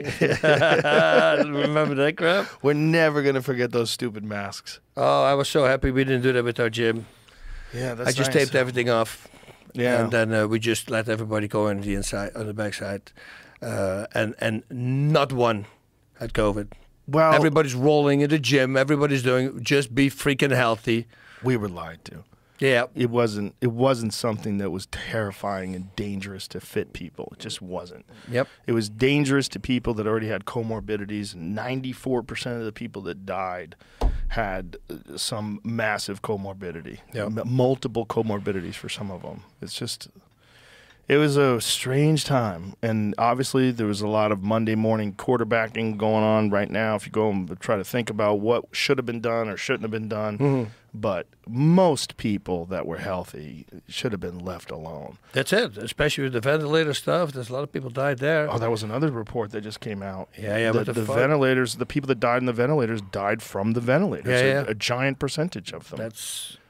They shouldn't have been put on the ventilators, and this doctor was saying that they put people on the ventilators to protect the hospital staff and the doctors and the nurses, because these people had COVID, and they figured, well, let's just put them on a ventilator, and they didn't realize they were like destroying their lungs. But how, I still, till this day, I can't get it. So there's a lot of people who need to be in on it then, right? Even the doctors? I don't think they were in on it. I just think that they didn't know what was going on. And then there was, and then there was also people telling, there was the Fauci and all these people that were telling people that this was this horrible, devastating illness that was going to destroy everyone, and no one was safe. You have to get vaccinated. No one's safe, which is crazy. Yeah. Especially did you get it? Did you get COVID? No. You never got COVID at all? Oh, I had COVID, but I did ivermectin, and it was 5 days. It was good. I had no problem. And I've been traveling. We went to Budapest. We did everything for the Karate Combat shows. But that was I don't know if you ever saw the show with the background, with the people flying. We go back in the future. We go in the past. We go to the roots of Okinawa. It's all because of green screens that we had with the Unreal Engine, that they created. And now it's live, because in the beginning, they couldn't do live shows with it. So that's recently, till like 3 years ago. Now you can do it live, like The Mandalorian, Blade Runner. They all use those movies. And now that's the technology that Karate Combat uses, and now it can be live. So before it was live to tape. Yeah. And everybody had to shut up. Nobody could say if they won or lost. I go, stop betting. Well, there was some MMA fights where the results were available, but the public didn't know about them, and people bet on them. Yeah. Yeah. I had heard about a bunch of those. Oh, look at this. Wow. That's incredible. That's amazing. Yeah, they did it all with a green screen. They did it, man. Wow. We're doing a really good job. How many events do you guys have in a year? 8 to 10 this year now. Yeah? Yeah. I'm the chairman. And then we have the vice president, Kovac, who was used to be gold medal winner on the Olympics 2009. Not the Olympics, on the World Championships in 2009, I believe. And he's gathering everybody together. But then you see that fight, the Rafael Agaev, for Raymond Daniels, it would suck, but it put freaking karate on the map. Nobody would have expected that. And the same what you saw with Joshua Quaye getting knocked out by Ibrahim. That was a guy who was only doing point fighting. And now the guy that you just saw kicking the guy in the face, it was his very first full contact match. The guy never fought full contact. Oh, wow. So he just came straight from point. So these guys are doing freaking phenomenal. You know, I always said that was the one thing that was missing from MMA. Before Michael Venom Page entered, I was like, a really elite point fighter, the way they can close distance is so different. So badass. It's incredible. Yep. Their ability to blitz and leap forward. Like, those guys are so accustomed to doing that against other elite black belts, like feinting, and they dive in. For a regular fighter, an MMA fighter, maybe a plotting kind of a guy, like, they're sitting ducks. That's it. But you can see Wonder Boy, yeah, Lyoto Machida. Yes, That's a different level, man. Yeah, it's a different Wide level. stance, and they're still moving really How about agile. Wonder Boy still fucking winning? Dude. Still winning. I mean, what he's a 40 clinic years that old. was. How old is Wonder Boy? Is he 40? He's got to be 40. With the fact that he beat, Kevin Holland, who's a motherfucker. The way, Yeah. like finding, he was standing here and he finds a kick in through the Yeah. guard. I mean, his timing is bizarre. I just did a seminar with him and his father Ray. What is it in Kentucky, Somerville, Kentucky? It was they're good people, man. He makes you feel good all the time. Isn't he in North Carolina? Is that where he is? South Carolina? South That's where he is now? Carolina. Yeah. Yeah, those guys, man. What Wonder Boy did, first of all, Kevin Holland did the craziest thing in that fight. He agreed to not go to the ground. He's like, let's not go to the ground. Let's just stand up and fight. Like, okay, now he doesn't have to think about takedowns at all? Good luck, what carte blanche. This is not Yeah. what you want. This is not what you want. That was not a smart decision. That was Kevin Randleman to me in the elevator the day before the fight. It opens up, and I'm by myself, and there he is. And he gets in, and the door closes, and we can see It's each other's just you and reflection. him in the... Oh, no. And I go, what's up, dude? He goes, I'm doing good. I go, good. He says, listen, if you promise to keep your feet on the ground, I won't take you down. So if I wouldn't kick him, he would not take me down. Wow. I go, serious? Yeah. I go, huh? I said, let me think about that because I'm just laughing and he's laughing. So elevator goes open. I say, okay, good luck tomorrow. He goes, yeah, you too. So the elevator closed. So we're in the fight. And the first thing he does is slapping his thigh like, kick me. And I go like, wait. You just said. Yeah. So my plan was not going to kick anyway. Because against a wrestler like that, if I kick, he's going to grab my kick, and that's it, right? So as soon as he me invited, I thought, oh, I got you. I'm going to act like I do a roundhouse kick, and I'm going to turn it into a front kick. So if he thinks it's a roundhouse kick and he's going to shoot in, I'm going to kick him square on the face with the front kick, with my heel, fight's over, bada bing, bada boom, I won. That was the game plan. Didn't work out like that. So as soon as I made the kick, he backed away. And I go, wait. He backs away from my kicks. Let's start kicking. And then the second kick I threw, he took me down. Well, that was a fight where you won that fight primarily off your back. That's what Big John said. Just lay on top of a guy and you were smashing with elbows and punches off of your back. Yeah. His son just won the Nevada championship this weekend on Saturday basketball. Yeah, I was posting about that, the basketball team. So that was really cool. Kevin Randleman was such a freak. So athletic. When he knocked out Mirko Krokop? Dude. Crazy. And then the second fight right after that, he suplexes Fedor Emelianenko. Yes, that's right. Where is this going to happen? Oh, my God. Yeah. Yeah. But Fedor, man, the fact that, like, seconds later, he catches him in an armbar. Yeah. Cut him into Kimura. Special guy. Oh, my God. Fedor was, when we look at GOATs. He's got to be in there. He's got to be. He's got to be in there. Like, there's no one. I think John Jones, if you want to say who's the best ever. Yep. God, it's hard to argue with John Jones. Yep. Never lost, beat everybody, fought everybody. Yep. Smashed everybody, and then goes up to the heavyweight and makes it easy. Yep. I mean, obviously you can't do MMA math, but if you look at what Francis Ngannou had a long fight with Cyril Gane, and John Jones just took him apart instantaneously. In seconds, yeah. You know? Yeah, he's an animal. He's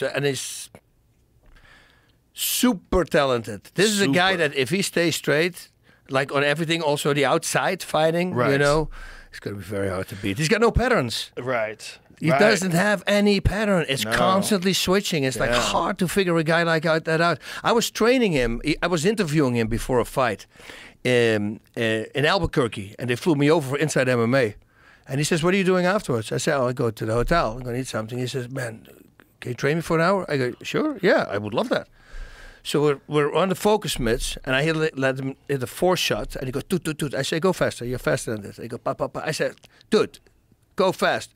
I said, just think this. Ta-ta-ta-ta. Ta-ta-ta-ta. Just think that in your head. And he goes, and he stops and he looks at me and go like, dude. I go, yeah, because this is how I work with sound effects. If you keep them high pace, your body will automatically trigger and you're going to be that fast. I go, dude. So 2 weeks later, I have Greg Jackson on the show, and he's walking in on Inside MMA. I go, Greg, what's up? And he goes, I'm doing good. He said, what have you been doing to the gym? I go, what do you mean? He says, everybody's making these stupid, crazy sound effects. I say, are they faster and more explosive? He goes, yeah. I go, you're welcome, dude. Where did that come from? Is that something you just invented yourself? I always did that. You know, I put combination, only reload punches, there's a beat. So if I say 2 and a cross hook, will be 2, and then a cross hook. So pa. That's the first, in my mind, it's already. When I throw a combination, it's immediately identified with a pattern. So with 3-shot, 1, 2, 3, and then a liver shot cross, ta. That's in my head right away. Pa pow.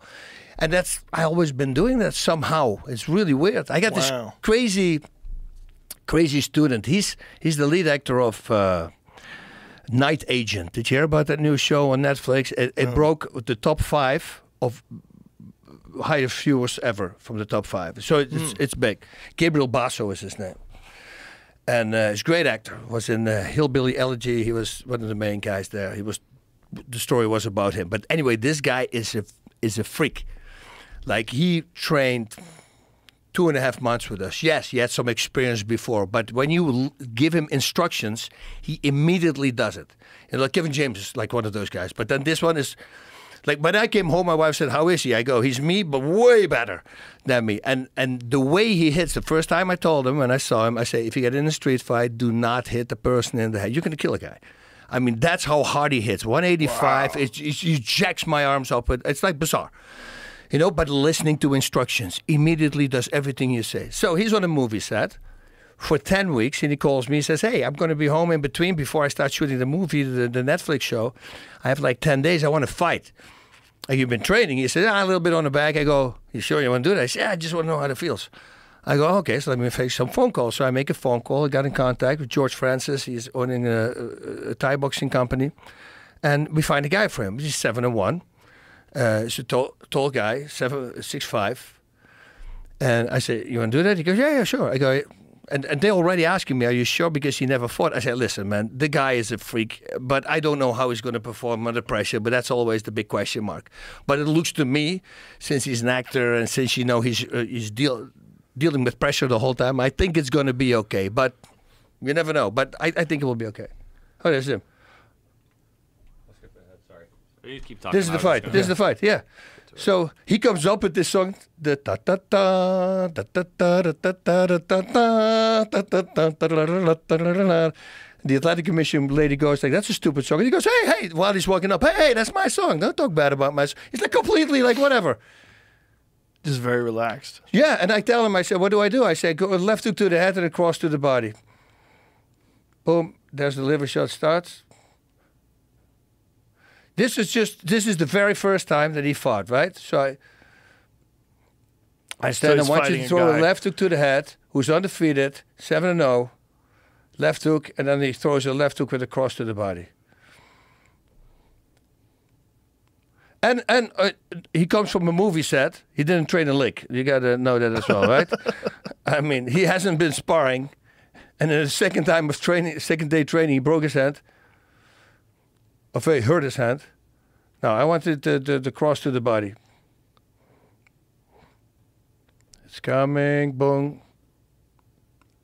There we go. There it is. Right, so now he gets an 8 count, and he's looking at me, what do? I go, do the same thing. So it's just a hook cross to the body. And then he just, once that connects, yeah, that guy afterwards went like that. I'd never been hit like this. Boom. Oh.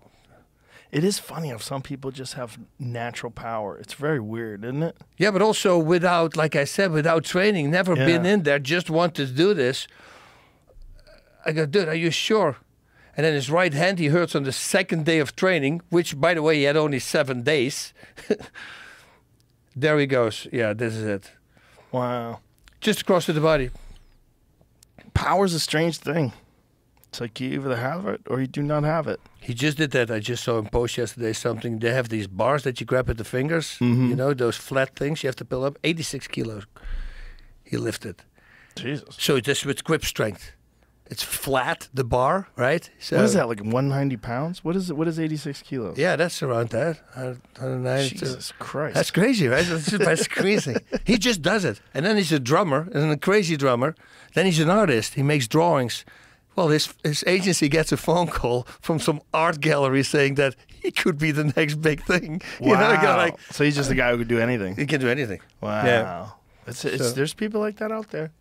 Oh yeah, and a bunch of them that we don't even know. Yeah, I know. That's what's wild. That's scary. Maybe the aliens. Well, that's where a guy like Houston Alexander just slips in the mix and knocks out Keith Jardine. Like, where the fuck there's a lot of those guys out there. Yeah. There's guys out there. There's freaks out there. Yeah. Is that the great thing about life? It is a great thing about life. It's an interesting thing about life, though. You would never imagine. You know, you'd never imagine that certain people have certain skills, or that certain people they have a ability to learn things. Do you believe? But you have to, right? The aliens already living among us, right? Aliens? It's gotta be. Now we're talking, boss. Yeah. Now you're talking. No, about language. but why can't they? Like freaking Joel Romero. You're talking about that, right? 3 times bigger. The freaking things.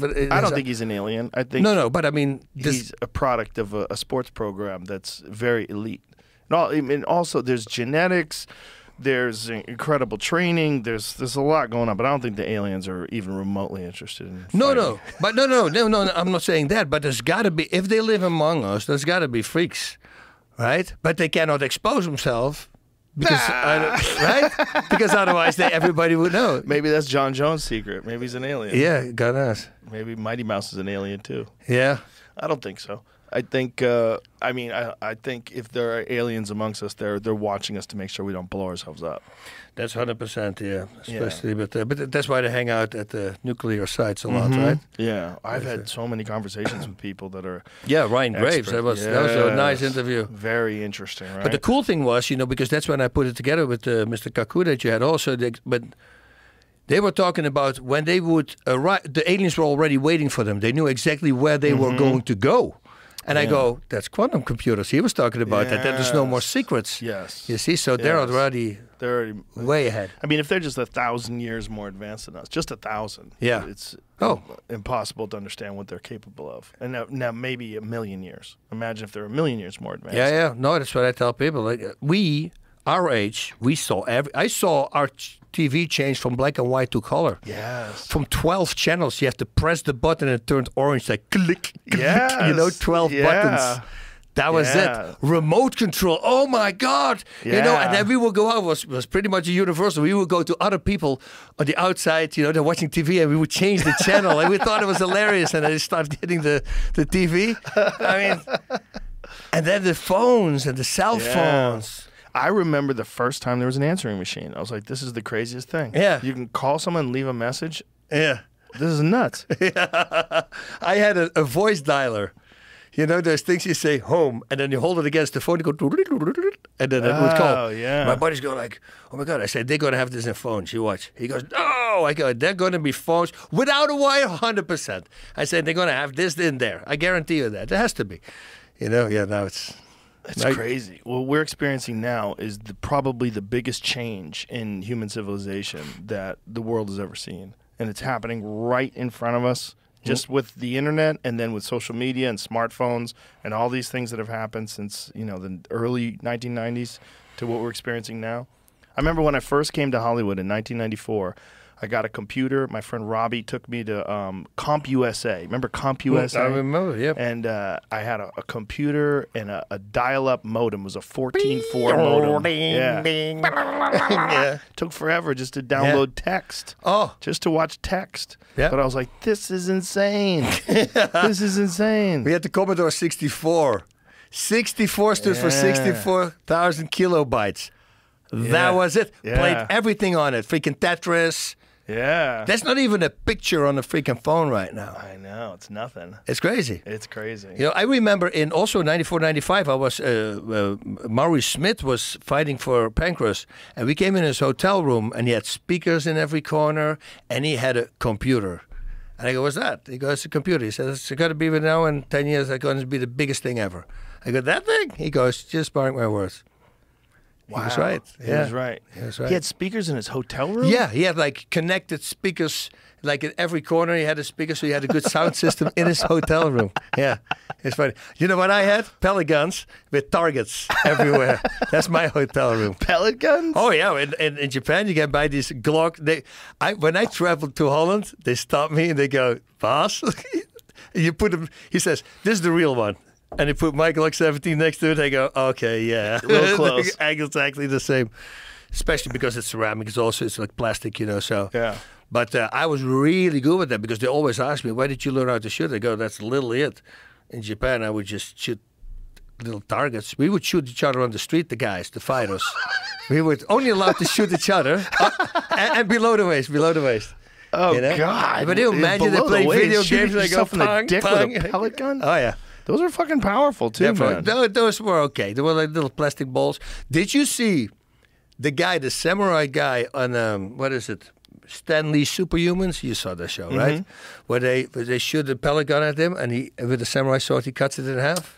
Wow. Really? Yeah. You see that in slow motion. So the guy says, I think it's 500 feet a second, the gun shoots, and he's just standing with his sword. And as soon as the guy shoots, you see him cutting it, and he freaking hits the pellet. You look it up. Okay, we'll find that. Yeah. Yeah. Oh, look at this. There we go. That's insane. How crazy is that? That is insane. By the time they moved the sword into position, the pellet would have traveled past them. Wow. And then he finds the pellet sliced in half. Dude. Yeah, there's people like that out there. Practice over and over and over and over again. There's this guy who comes to pick somebody up for an interview, and he's on a tandem, and he's blind.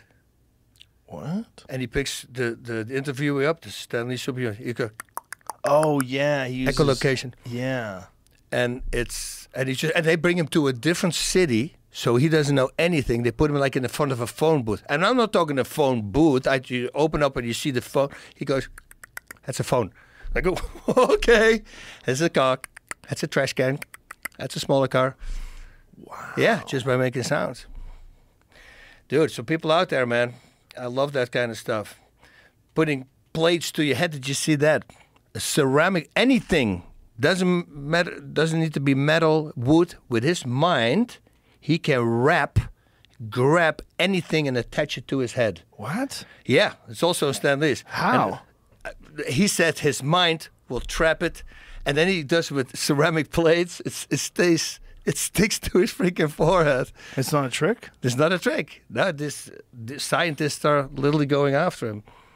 But that's the same with Joel. What's his name? Greenstein? Did you ever hear about him? Oh, dude, the mighty Atom. No. You never heard about the mighty Atom? No. Hallelujah, man. This guy, 130 pounds, strongest man in the world. People go, yeah, right. 12 pennies, he'll bite in half, bite straight through. You go, nah, that's not true. No. He has dentists and doctors. They're writing journals about this guy because it's impossible what he's doing. You give him a horseshoe, and he says, "What size, what form you want to have it?" The question mark. He goes like, he says he becomes one with it. He says, "I just become one with the metal." He just bends it in front of your face. Dude, what is look his up name? the guy, Joel Greenstein, the mighty Atom. So what is this from? He stopped the plane. 1928. Yeah, around yeah. He's fighting. This is in the time when the Nazis came and the propaganda, and this was in New York. And there's this article about him, a newspaper article, that the police says, we came there to save the crowd from him, not to save him from the crowd, because he was tearing those Nazis a new one. Wow. Dude. Started wrestling, left Poland for the United States. Yeah, I'm gonna try to find it. It's just a bunch of articles about him, but He bit through nails, broke chains, and held down an airplane with his hair. Yeah, some other guy tried it. He freaking died.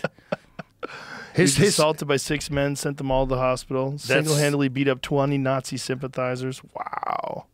Dude, they shot him in his forehead like a 22 because the guy was in love with his wife and he wanted his wife. And it didn't penetrate the skull. Jesus Christ. Yeah, so here's here he something. is. This is at the very So what's old he language. doing here? I don't know. He's going to do something. he's talking. I have audio.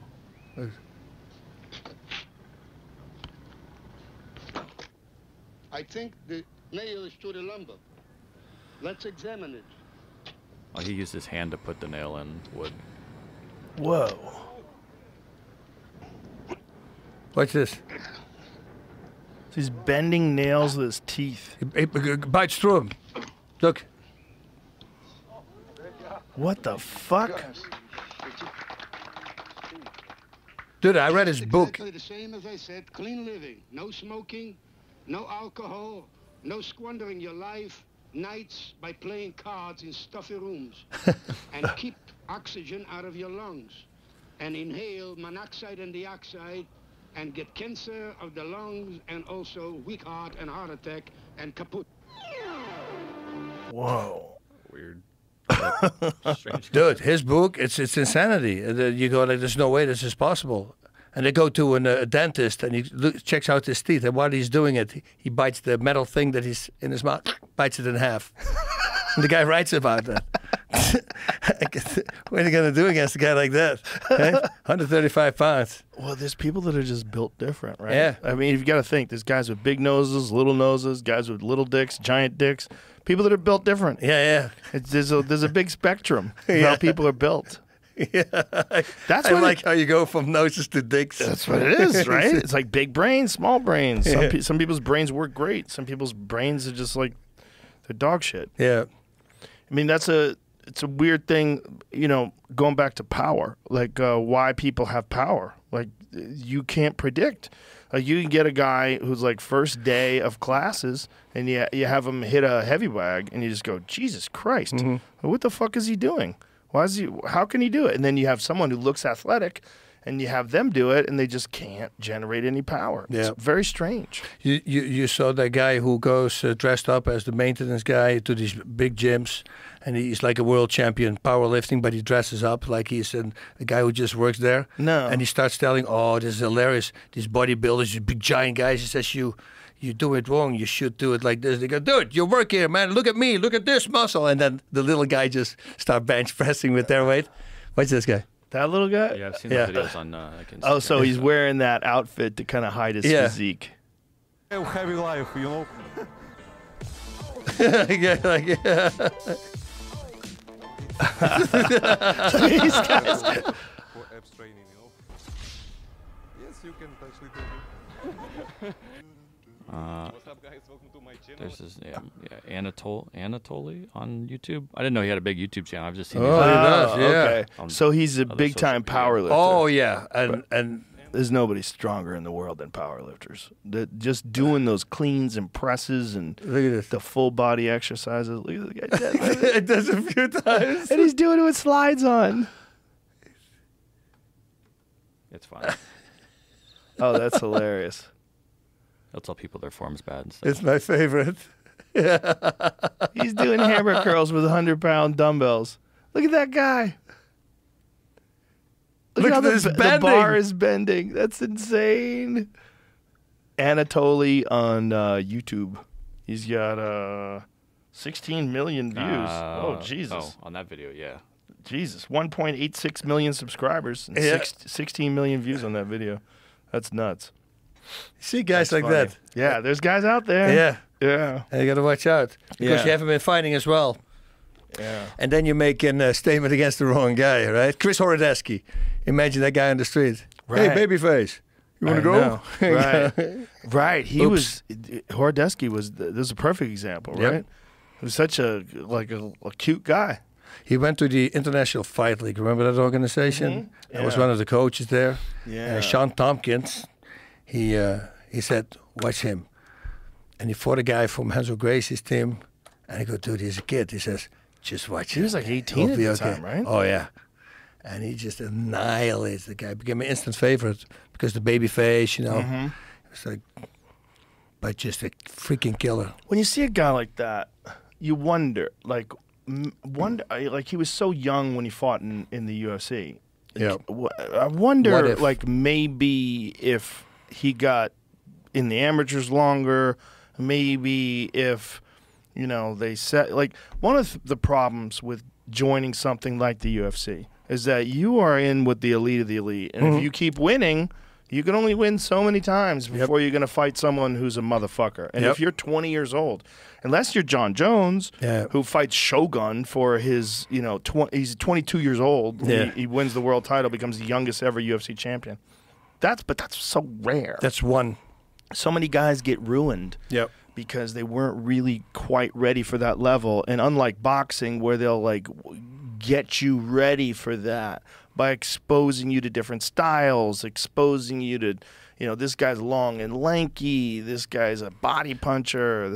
It's egos and it's managers. Are you listening to your manager? And is he a good manager for you? He will do it the right way. Right. But otherwise, if they look at the big money, like all these guys in Japan that they go, I can fight Sakuraba for like $100,000. I go, if you lose horribly, you'll never be back. Just know that. Yes. You know. Yes. If you get a guy to, like, imagine if you were training today, training people today, and you got a young guy, would you want him to fight? Here's the other problem.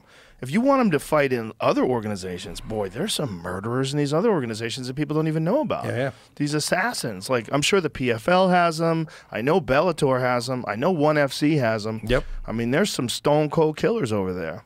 Just fighting a lot. That's what I say. And if you, for the pressure in the beginning, you know, don't tell anybody you're going to fight. Do it out of state. So then if you lose, you don't even have to tell people. If you win, you can say, hey, I just fought and I won. Yeah. I think that's the best way. Because I think it's very hard for a fighter right now with all the pressure on the social media, you know, and they all want to, they don't fight for themselves, they fight for the people, and I think that's a big problem to have. You know, you don't need to, don't give a crap about anybody. If you just care about yourself, only in fighting, of course, you don't want to be a douche. Right. But if you really master that, and I think that at that time, that was it. People say, why do you think it works? I said, because I fight for me. Yeah, but for your family, I go, no. Not for your family. I said, no, because that's too much pressure on me. If I fight for me and I just only about me, I don't give a crap. And that means I will fight at my best. And once I fight at my best, the chance I'm going to win is very high. And then my family automatically is going to be taken care of, right? Right. So well, once you start putting, I got to win this because otherwise I can't do this or can't do that, that's a bad one. Well, it's not a good thing to focus on. The best thing to focus on is your performance. To focus on fighting, focus on technique, focus on, The flow, it's everything. Where did you develop this mindset? Did you figure it out on your own? Did you learn any of it from other people? Well, I absolutely didn't have it in Thai boxing. Like they always said, he's the great kickboxer from Holland. Yeah, I knocked a lot of people out, but it wasn't pretty. I was just very blessed with genetics, and I was the dojo fighter, so I was really good in the dojo, but I couldn't put that same game under pressure yet, and that changed the first fight in Japan. Because, because I think it was I was a hothead. I had, 9 knockouts, 8 in the first round, 1 in the second. That was all knockouts, and that was in Thai boxing. And I realized if I go to Japan on the day of the fight, I found out he was 32 pounds heavier than I was. I didn't know there was no weight classes. And then I found out there was only 1 round, but it was 30 minutes. I go, shoot. So I figured that if I explode in the first 3 minutes and I can't put him away, well, I got 27 more minutes to go. So maybe I got to calm down. That's when the R started coming on my hand from relax, what coincidentally rustig, that's the Dutch word for it. And I remember my very first fight. Tell people what we're talking about, because you talked about it in the other podcast, but you used to write an R on your hand. For rustig. But it's coincidentally starts, the word is the same, relax. And I just, because at my corner, because I never had a coach, I trained myself. So if I would get hit, the only thing they shout, stay calm, because I'm a hothead. I want to pay back right away. Yeah. And I remember the very first time, it was the wildest. It's almost like I had 2 voices. One is the voice who wants to finish it, go this, go in for the kill. And the other one says, "Oh, take your time, take your life." And there was this thing that happened. First of all, I started fighting, and I heard everybody speaking. The American people who were sitting there, I knew what they were talking about, which was weird already. Just before the fight, this is like literally I'm standing for my opponent. Why would I hear all these people? And then we started fighting. And the first thing that happens, I kick him in the head, and as soon as I plant my foot, I blast forward. And he was 6'3", so I hit him with a palm strike, knocked him out. He's on the ground. Now the crazy stuff happened. So I want to run, because it was an 8 count. I want to run to my corner, because once I'm in the corner, that means I give him less rest, right? That's when they start counting. But something in me told me not to do that. And this is really wild, because it was almost like I wasn't in control of that. So I wanted to go to the corner, and then this person said to me, because I saw his eyes were open, he says, no, it was way more important to step there, give him a beat, look at him, and then turn around, walk very slowly to your corner. Because somehow, this is what I got, that will be way more intimidating for him than for me running to the corner. Right. And it blew me. While I'm walking back, I'm thinking, go faster, and it's no, just go calm. And then you see me hanging like this. Like you're your own coach.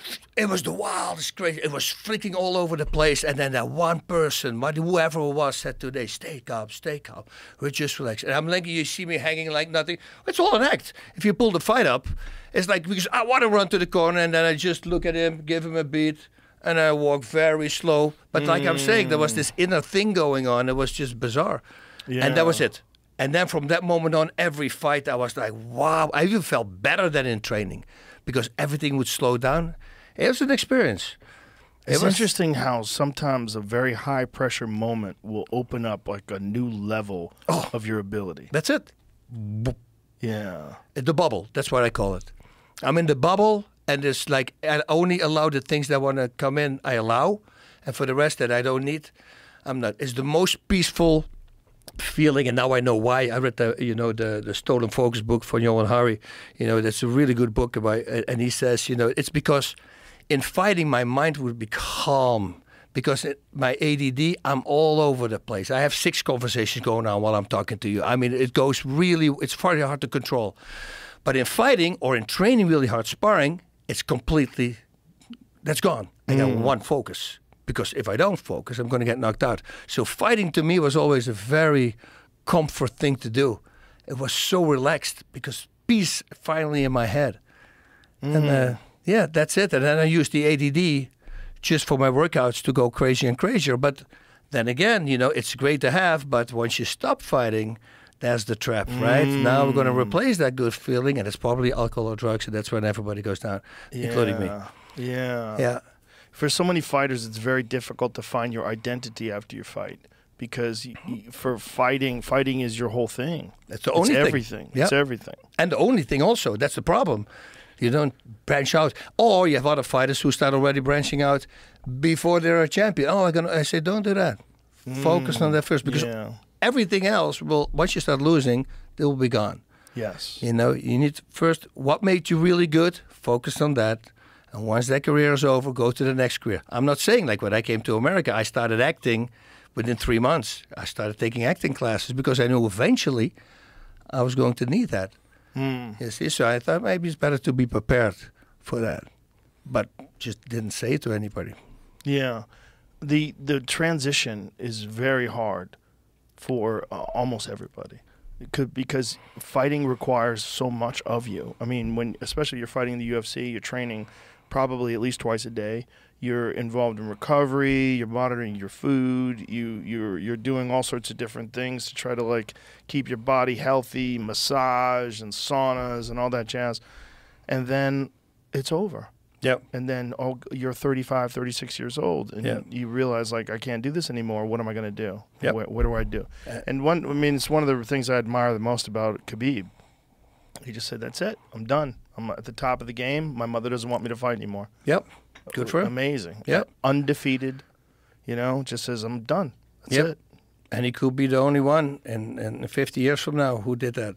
Smart. Yeah, there's very few guys, I mean, that have ever done that. I mean, in boxing, it's Andre Ward, retires at the peak. And, when Canelo Alvarez knocked out Kovalev, they offered him Canelo Alvarez, and it was for quite a bit of money.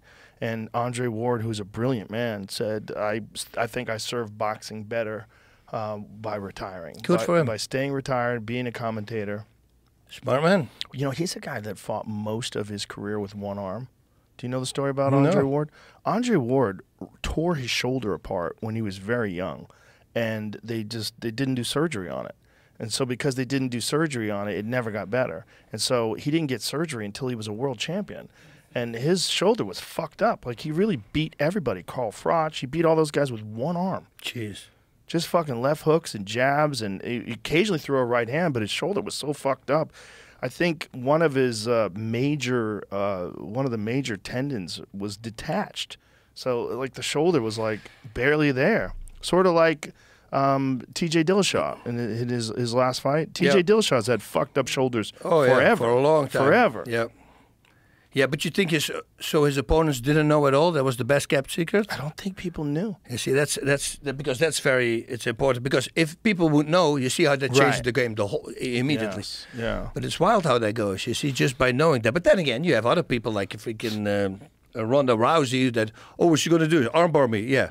Okay, good luck in stopping it. Right. Doing it again, doing it again, doing it again. They're so good at one thing that you know it's going to happen, but you can't stop it. Like Petch in Glory throws that left kick. There you go. Yeah. Yeah. Yeah, there's guys that are like that just have this one thing. Paul Sass used to fight in the UFC, and he triangled everybody. It was always triangles. He always won by, maybe won a couple of times by leg lock, I think. Yeah. But his whole thing was triangles. Everybody had to stay away from his triangle. And it's like, how is this guy going to beat everybody with a triangle? He figured it out. Paul Yaris. Yeah, Paul Harris. Leg lock. Yeah, unfortunately for that guy, though, he didn't want to let go. Yeah. Yeah. He's a crazy guy. Yeah. Oof. Against Jake Shields, he started hitting him. Yeah. Yeah, because he's got a lot of power as well. Oh, he's a tank. Yeah. I mean, he was like 5'7", 185 pounds. Just like fucking... It's crazy when you talk to him. He's so very soft-spoken. Yeah, very quiet. I think very kind of I always felt like that was... Changed. When I would interview him, I always felt like that was almost fake. Yeah. Like, the calmness was all... like, there's a fucking hurricane going on in that guy's mind. Oh, yeah. Well, he had a horrible existence, a horrible childhood. His childhood was very, very, very hard. Yeah, lived on the street. It's a jungle, right? Yeah, he lived a very, very poor existence. And, like, that's why he has that horrible scar across his chest. I mean, he got cut open and never really got medical attention. Cut open how? Like stabbed I don't know or what something? happened. I don't know what happened. Write a movie about that guy. But he had that huge scar across his chest. But Paul Harris was uniquely terrifying because you knew that not only was he going to leg lock you, but he wasn't going to let it go. Yeah, yeah. And he was going to be. I mean, he fucking even did it to Jake Shields. He got Jake Shields in a Kimura. Yeah, I was there. And didn't let it go. Yeah. Jake started hitting him afterwards. Yeah. Yeah, it's scary because guys like that can really. That's your career. They can ruin your career. Ruin your career. Yeah. Your knee. I mean, that's it. That was the guy with. I did the heel hook because I saw the heel hook a day before on a big screen. Really? This is how I got my 5th degree black belt. That was an honorary black belt. I'm with John Blooming, who is the highest gaiji next to Mazoyama in Kyokushin. He's got the 11th degree. And we're standing, we see this big giant, this is a preview for the fights for the next day in Japan. Giant screen on the side of a wall. And we go, hybrid wrestling, Pancras we hear. And the first thing we see is me knocking out my first opponent. Oh, it's the preview, so we're looking. And I see this guy sitting in half guard, grabs the foot, and he falls back. And I say to John Blooming, I go, hey, that's a cool move. I got to remember that. Next day I'm fighting. I'm in that position. So I go, might as well try. So I grabbed it, but I never did it before. So I had no clue. So I grabbed the heel hook, an inverted heel hook. Think about that. And I just fell backwards. Oh. Yeah. Broke his shin freaking in half. Oh. So first we heard the clack. So I let go. I think his knee is blown out, right? Because that will be it. And the referee's asking, and he's feeling his knee, and he goes, no, I'm good. Well, what happened was that his shin must like half snapped because that's what we heard. And then he kicks me with that leg. Oh, God. Yeah, and I just put my weight in it, and then you see it bending. Has anybody ever come back from that shin snapping? I mean, Tyrone Spong would never really kickbox again after that. Anderson was never the same after that. Chris Weidman still hasn't fought in MMA after that. There's reasons that you turn over a kick. I always say this to people. I'm trying to figure something out here. Like, okay, so imagine this is the shin bone. I tell this to people, right? It's straight. It's very hard to break like this. Very easy to break like that. Right? Much easier. This is thin. This is really thick. That's your shin if you think about it, because it's like this on your shin. Right. So if you hit it with the flat part, you know, like a Tyrone Spong, he's kicking really fast. Jose Aldo kicks really fast. But I always said it before, he got to watch out, because if you have somebody checking that kick, he's hitting with the flat part of the shin. Sure, it's fast, but it's very dangerous when you connect with something solid. And that's how he broke his shin bone. Right. You got to hit it on the edge. That's it. Like That's a why 2x4. Thais are doing that because the Thais, it's their livelihood. And if they don't do it, they're freaking going to break their shin, and that's it. It's interesting because you don't think about that when you think of your shin. But if you think of your shin, the part that you really kind of have to turn it over, because the part, if you have it if your leg is pointed straight, your shin, the flat part is on the inside. That's it. And if you throw it without turning it over, that part will snap. Yeah. Yeah. And if you have a stance like I have, like I'm the open stance, my toes are pointing 45 degrees. This might check. Yeah. And I'm not even moving back. I'm just doing this, keep my body weight in there. Right. It's going to feel to you like you hit the freaking wall. Yes. Super solid block. And then if you kick wrong, that's it. Oh, you lose. The Uriah Hall Chris Weidman one. Scary. Oh, because Chris Weidman just throws full power first kick. And Uriah Hall, who's an excellent striker, just turns it over, turns it out, and crack. We have an open stance, karate combat. We're in Greece. I'm commentating. Main event. 7 fights, 55 minutes was the show. Everybody got slaughtered. The standing open stance, and the first guy, the guy from France, David Dona, gives him a full inside low kick. And I'm saying he should not do that in an open stand. That's because in karate combat you cannot hit the thighs. It's below the knee, right? So shin on shin. And I go, he shouldn't do that because this is how you break your shin. I say it. 2 seconds later, he kicks again, snaps him in half. So you've had one in karate combat too. For sure, Karate combat, you can't kick the thigh? Not the thighs, you know. And I heard. Why not? Because this is the karate rules that they have over there, and it keeps the fight a little bit more separated. But this is the great thing, you know, because they were actually telling me, because you talked about this before in the show, about karate combat not having the thighs. I really love the thighs as well. Also, I love knees to the face. Well, they're allowing it now. You just cannot grab, you know, but you can throw it loose to the body and to the face. So that's really nice. Flying knees. Flying knees, yeah. But the great thing about karate combat is we're not the owners. The fans are the owners. You go, what? We have a token, the karate token, it's cryptocurrency, and you can come. This is another thing.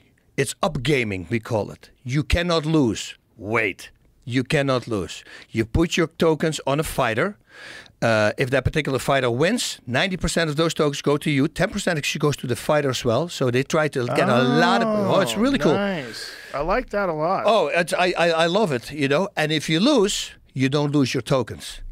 You go, whoa, what's the catch? Okay, karate combat, we decided that we, you know, for the first 3 years, we'll take that hit. Really? Yeah, so they want people to go, engage, and we don't say anything. Like, Rafael Agaev is the interim champion right now. And he is the interim champion because fighters, the fans, wanted to fight against Raymond Daniel first before he fought Joshua Quayhagen. We listen to the fans. And we do what they want us to do. And that's it. So you with you saying, I want to have ties included, you can petition on the app and you can say, listen, I would like to have tires. And if more people support you, they will allow, there's going to be a new rule that kicks to the tires are going to be Get illegal. on it, people. How cool Let's is that, go. right? That's great. That's so great. they listen to the fans. They get 10% of the fighters. And if a lot of people are betting, that could be really good for the fighters as well to get a little bit of extra dough. I really like the idea of a token that's attached to an organization. That makes me excited about crypto tokens because look at this. Okay, all new Karate Combat app is now live. So this is how it works. Grow your so it's a $sign and then karate token stash every time your fighter wins. Climb the so that's a great idea. Yep. It's a great idea also that it goes to the fighters as well, 10%.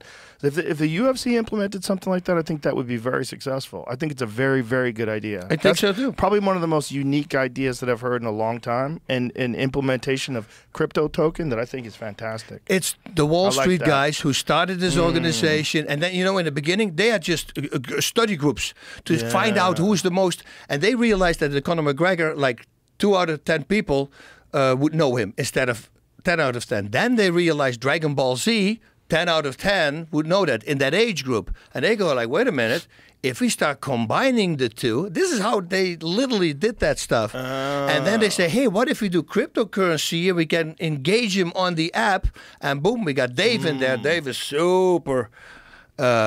I don't even want to say that. I'm not going to say it, what I want to say. But this guy is, he's like the top dogs in cryptocurrency. And he came up with this idea for the karate token. That's a great to idea. do that, so. That's a great idea. I really like that idea.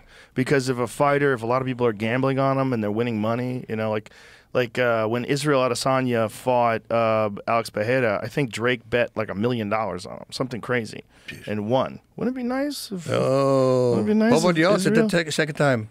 I think he was still favorite. Israel was favorite. But meanwhile, Pereira was putting it on him. The calf kicks. His ability to throw those calf kicks with no telegraph, he lifts up the leg, boom, and he's not turning the hip over. But that's he's why he's got to watch out with that. With this, it's the same block again. Another thing that I really love from him that he doesn't turn his punches over. I don't do that either. I don't believe in this whole crap. If it comes naturally, let it go. But if you start focusing on it, a lot of people already do it here. You see, you start telegraphing. And once you start doing this is almost the same as an overhand. If I let you get used to this, and now an overhead is a complete different punch. I can set you up way better by doing that. This is way more penetrating than when you bring the elbow up. Well, that's the thing about Pereira that people don't give him enough credit for. He's very clever and very technical. Because everybody just thinks about the power. His power is so extraordinary, but then you realize, like, he's not hitting hard all the time. He's not like a guy just like Melvin Manhoef. Woo! Everything is a hit. Melvin was one of my all-time favorites. Monster. Oh, my freaking God. Mark Hunt. Oh, knocking him out. In one punch. And I think also the cup. Did you see that? I think I'm the only one who caught it. I go, serious? So he knocks out Mark Hunt. He flies down, and Mark hits his head on his cup. Is he wearing a tie cup, a steel cup? Yeah. So I think it's a double whammy. I think already the punch was it, but it's a boom, boom, and then he goes down. I think it's crazy that they still let fighters wear steel cups. I think it's crazy. But I think it's good. Because, like, you shouldn't really be kicking someone in the nuts anyway. And if you kick someone in the nuts and you're going to shatter your foot because you're going to hit a steel cup. But they won't allow it? The UFC? They do allow it. Oh, you have to? I don't understand people not using a steel cup. I mean, either that or I think the Diamond MMA system is excellent because it's a compression cup and you can take a full blast shot to the nuts. Did you try? I've knocked on it a few times. But Keith Hackney style. I got a really bad dick injury once from jiu-jitsu, from someone passing my guard. Hey, this is what happened. I swear to God. He was passing my guard, and he tried to slam his knee through to pass my guard, and I wasn't wearing a cup, and he hit me right on the dick, not on my balls, on my dick, and it hurt like hell, but I just kept going, and then afterwards I went into the locker room, and my jockstrap had blood in it. There was a bunch of blood in my jockstrap. I was like, oh, Jesus. Then I pissed, and blood was coming out of my dick. I'm like, okay. So I was like, do I go to the hospital? Or do I treat it like a broken nose? So what I did was I went home and I jerked off because I figured if my dick still works, then I'm not worried about it. And the fucking I jerked off into the toilet bowl. This is how gross I am. And this I don't even want to picture that. Disgusting thing came out. And I go, okay, well, let's see if it works tomorrow. I mean, I want to make sure it's not infected. And I never wound up doing anything with it. But you know, people are like, but it's your dick. I'm like, yeah, but if it was really, if I really was worried, you know, I mean, it's an injury. Yeah. Your nose is always bleeding, right? How many times have you broken your nose? Listen, I did the same thing. I'm standing at the end of the class. I just had a sparring session, and now I'm teaching kids class. And I'm standing in front of the mirror, pushing my nose straight because it got broke again in training. So this guy walks in who has 2 sons with me, and he says, "Hey, if you want, I can fix this." I go, "What do you mean?" He says, "I'm a plastic surgeon. I can put a plastic nose in there." So I have a plastic nose. See, plastic. Yeah, plastic silicone. I can't break anymore. Yeah. So he replaced this, so it's not a boxing nose. But it simply can't break anymore. Oh, so you have this piece here, instead of being hard like mine, is a silicone. It's silicone. Just push it down again? It can go that is crazy. Yeah. So, and that's... I didn't know they could do that. Not me neither. And he did it right away. So wow. That was it for free. I go, I'll take that. Wow. That's nice, yeah. Yeah. So... I never had my... it was out of place, though, in the UFC when I fought Randleman. It was on the side. Oh, no. And that's when they asked me. That was literally because it was funny. I think the day before or the day of the fight, I don't remember that. We were talking about the nose bone into the brain, right? Oh, that's... I said, it's a myth, it's bullshit.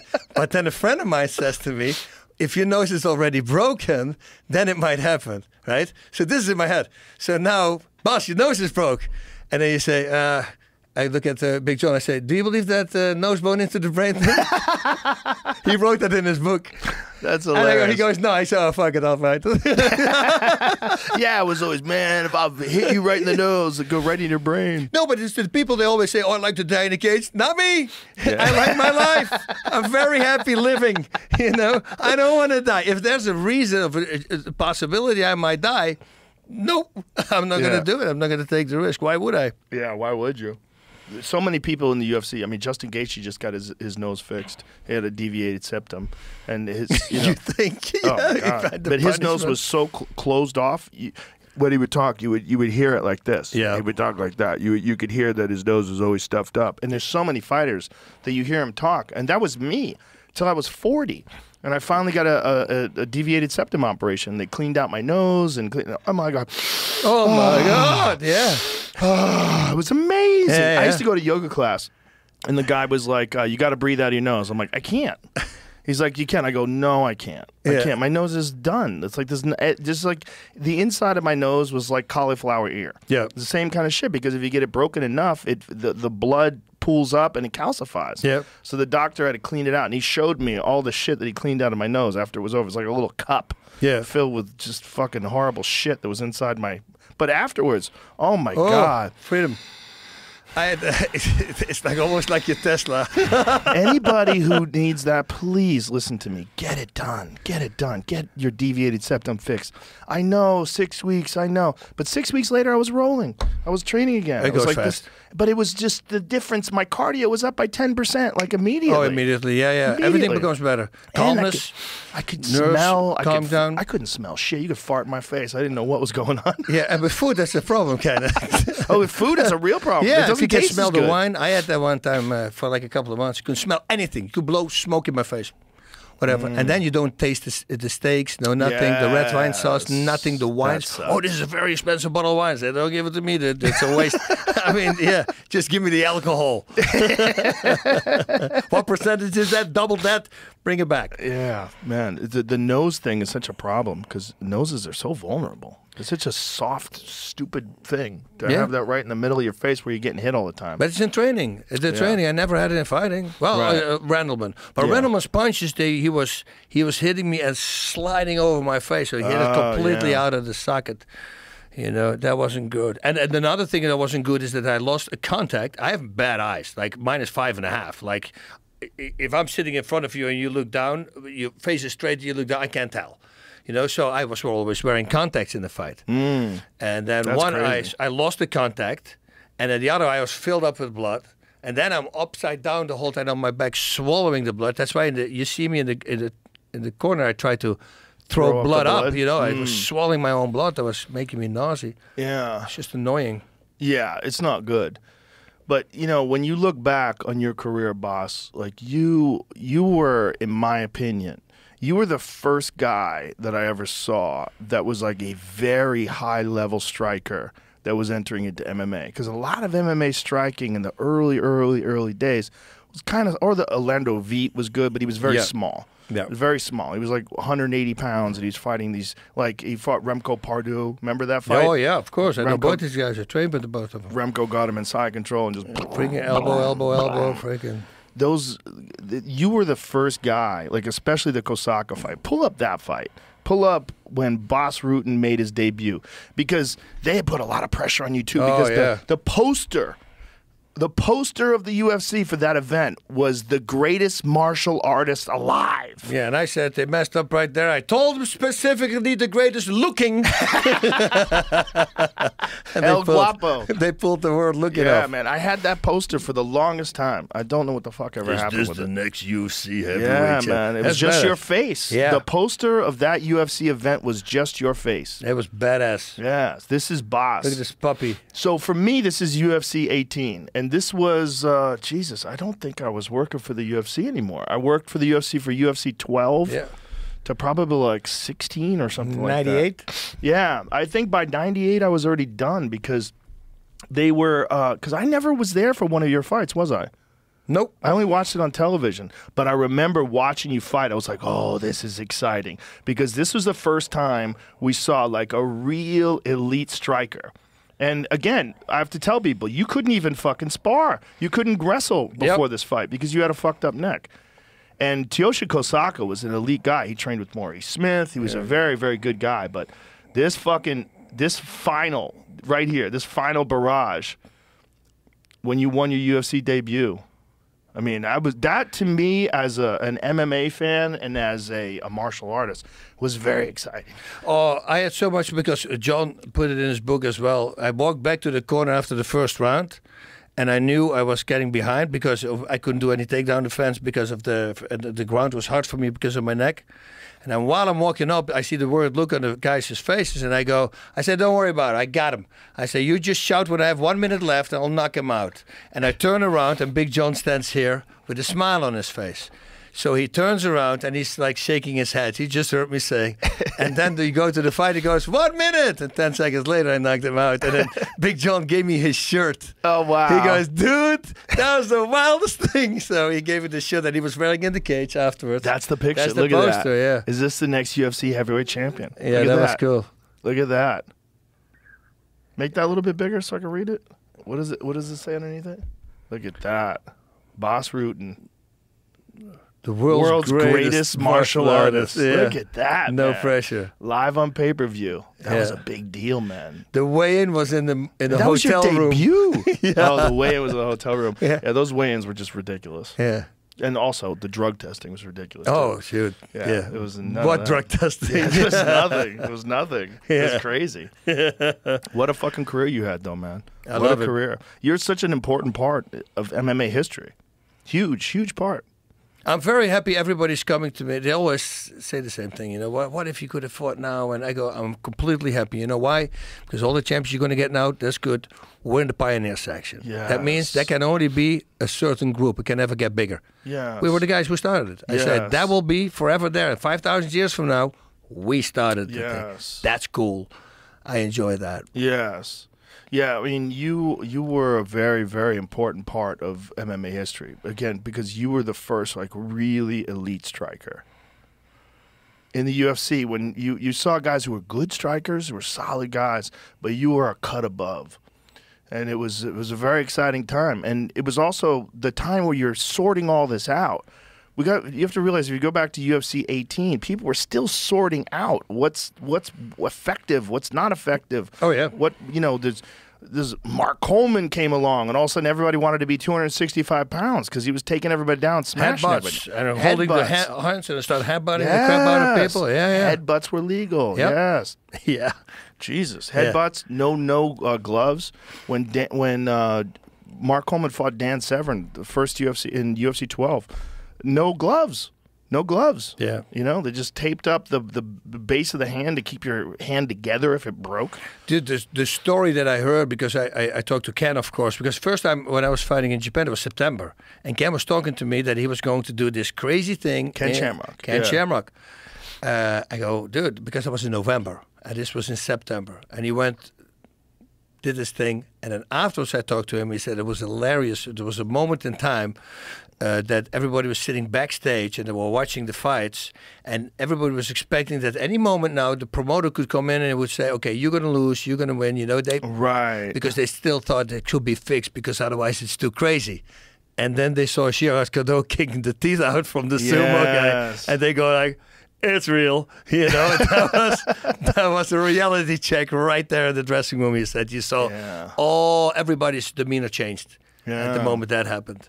And I think one of the most important things was that Hoist won, because you got this guy who didn't look the scare. I mean, Ken Shamrock was fucking jacked. Yeah, he was just jacked. He looked like a UFC champion. I mean, he looked like what everyone was terrified of. Yeah, and Hoist Gracie tapped him. And he was like 175 pounds and skinny and wearing a gi, and everybody's like, "What is going on? How is this possible?" Yeah, I was going through all my magazines because I wanted to clean out. I take out of the magazines, make pictures of it, because otherwise you have way too many magazines, like these Japanese badass magazines where you have a fight, you got like 8 pages of pictures, and they have the best pictures. And one of the magazines was Hoist on the cover. You know, and they're lifting his arm, and the look in his eyes, I actually made a picture and I sent it to him. I go, where is this guy? You know, because freaking violence. You know, it's standing there. He just won. No smile. It's like, freaking kill everybody next. That was badass, man. And didn't have a lot of experience doing that. Yeah. It wasn't like he had a lot of MMA fights or a lot of no-rules fights. His brother Hickson did. Yeah. Hickson fought a bunch of them. But Jesus Christ. Yeah. That changed martial arts forever. Everything. Everybody 1983 changed the fucking world. Yep. Changed the fucking world. Yeah, we all thought 30 the kickers years and the ago, punches. Bas. Yeah, isn't that crazy? Well, I know. I remember the first time I watched it. It was like there was two big revelations for me in my martial arts. One was going from Taekwondo to kickboxing and realizing how easy it was for me to get punched in the face. Yeah, I was like, oh my god, because I thought that I was just gonna kick people in the face and knock them unconscious. Yeah. I was like, these guys aren't even that good at kicking. Yeah, you know, because I came from this elite Taekwondo background, and then I was getting just fucking battered in training. I was like, oh god, made me reassess, and then leg kicks. Yeah, the leg kick one was like, oh fuck, and then the next one was jiu-jitsu. My Taekwondo teacher had that too. I came back from Thai boxing, and he said, leg kicks, it's not effective. I said, you want spar? And then when I tied it together, he said, you should just check it. I go, you won't, because I keep you busy. And then I start nailing him with it, and he goes, we're going to add low kicks. That's good. Yeah, for me, it was 1988. My friend Dana Rosenblatt, his buddy from Richie Vassipoli's karate studio, was this guy was a very adventurous guy who, I forget his name, but he went over to Thailand, and he trained in Thailand for quite a long time, and he came back all cut up because he had a bunch of Thai fights, and he got cut with elbows. And this guy was living in Thailand and training in Thailand in 1988. And I was like, whoa, like what is going on? And that's when I first started incorporating that and start learning low kicks. But I was like, oh my God, I'm so vulnerable. Like you didn't realize how vulnerable your legs were. And especially because you never did it, you know, so it's all tender. You're right. It's the ultimate Charlie horse. I had a terrible stance for it too, because I stood very wide. Yeah. You know, I was like very wide like this, and boom! Oh no! And that was before calf kicks, which is crazy. Like, you know, I talked to Michael Bisping, and he's like, I fought my entire career, won the world title. He won the world title, never got calf kicked. Yeah, which is what's it's so the most interesting. Insane thing. Yeah, Since but it's the same. You know, we still don't see clotheslines, and we don't see. You know, those are punches that you can defend. Sure. If I give you a clothesline, it will loop around. It will still hit the back of your head, the legal part. You know, you just stay outside of the mohawk. Where are they? Right. You know, we saw with Junior Dos Santos and McCain when they were fighting. He dropped him, and I go, here we go. And then the next fight in the rematch, it went the other way around. Oh, finally, people got it. And then it disappeared again. I go, dude, it is such an effective. If I get in a street fight right now, I clothesline the guy. That's the first thing I'm going to try it out. Just full stiff arm. You have no clue. If I do this on the back, I can give you a head kick full, and I give you a clothesline. Clothesline beats the head kick.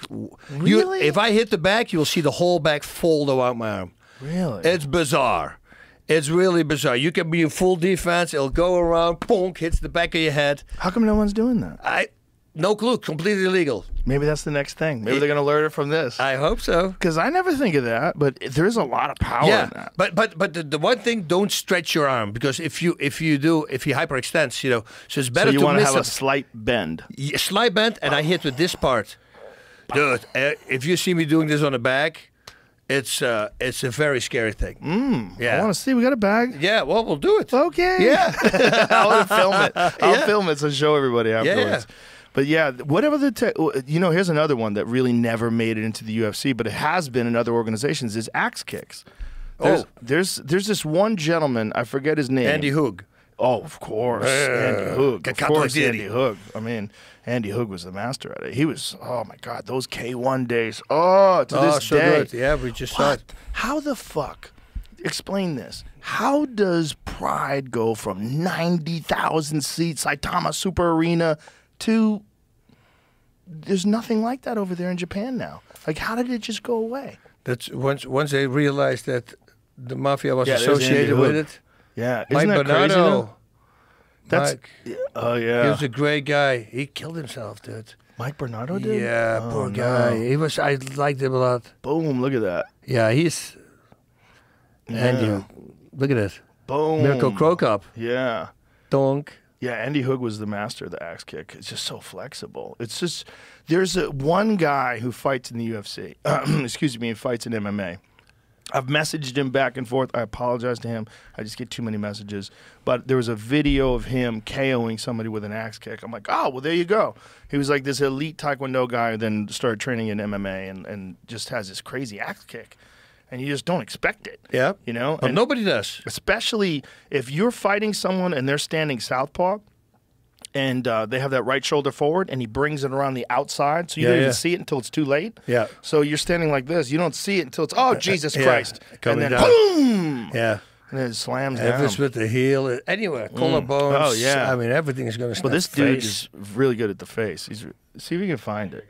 Let me see. Yeah, this is the kid. Watch this. Watch this. Boom! Whoa! Yeah. What is his name? What is this guy's name? There it is. Alfie Davis. Alfie Davis. That's yeah. So Alfie Davis, this gentleman has a background in Taekwondo. Clearly, if you watch, back it up a little bit so you can see a little bit more of it. We'll show some more of his fights too because he does this a lot. I don't know where he's at right now, but he had that sort of Taekwondo style. Look at this. Steps forward, boom, and you just don't anticipate it. You think he's going to kick you in the body, so you're doing this, and then all of a sudden his foot is over his head. Yeah.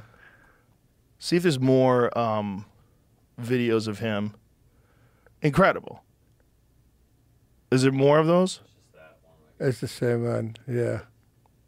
So there's other fights of his. So he fights. Does he still fight in Bellator? It says that's 7 months ago. Anyway.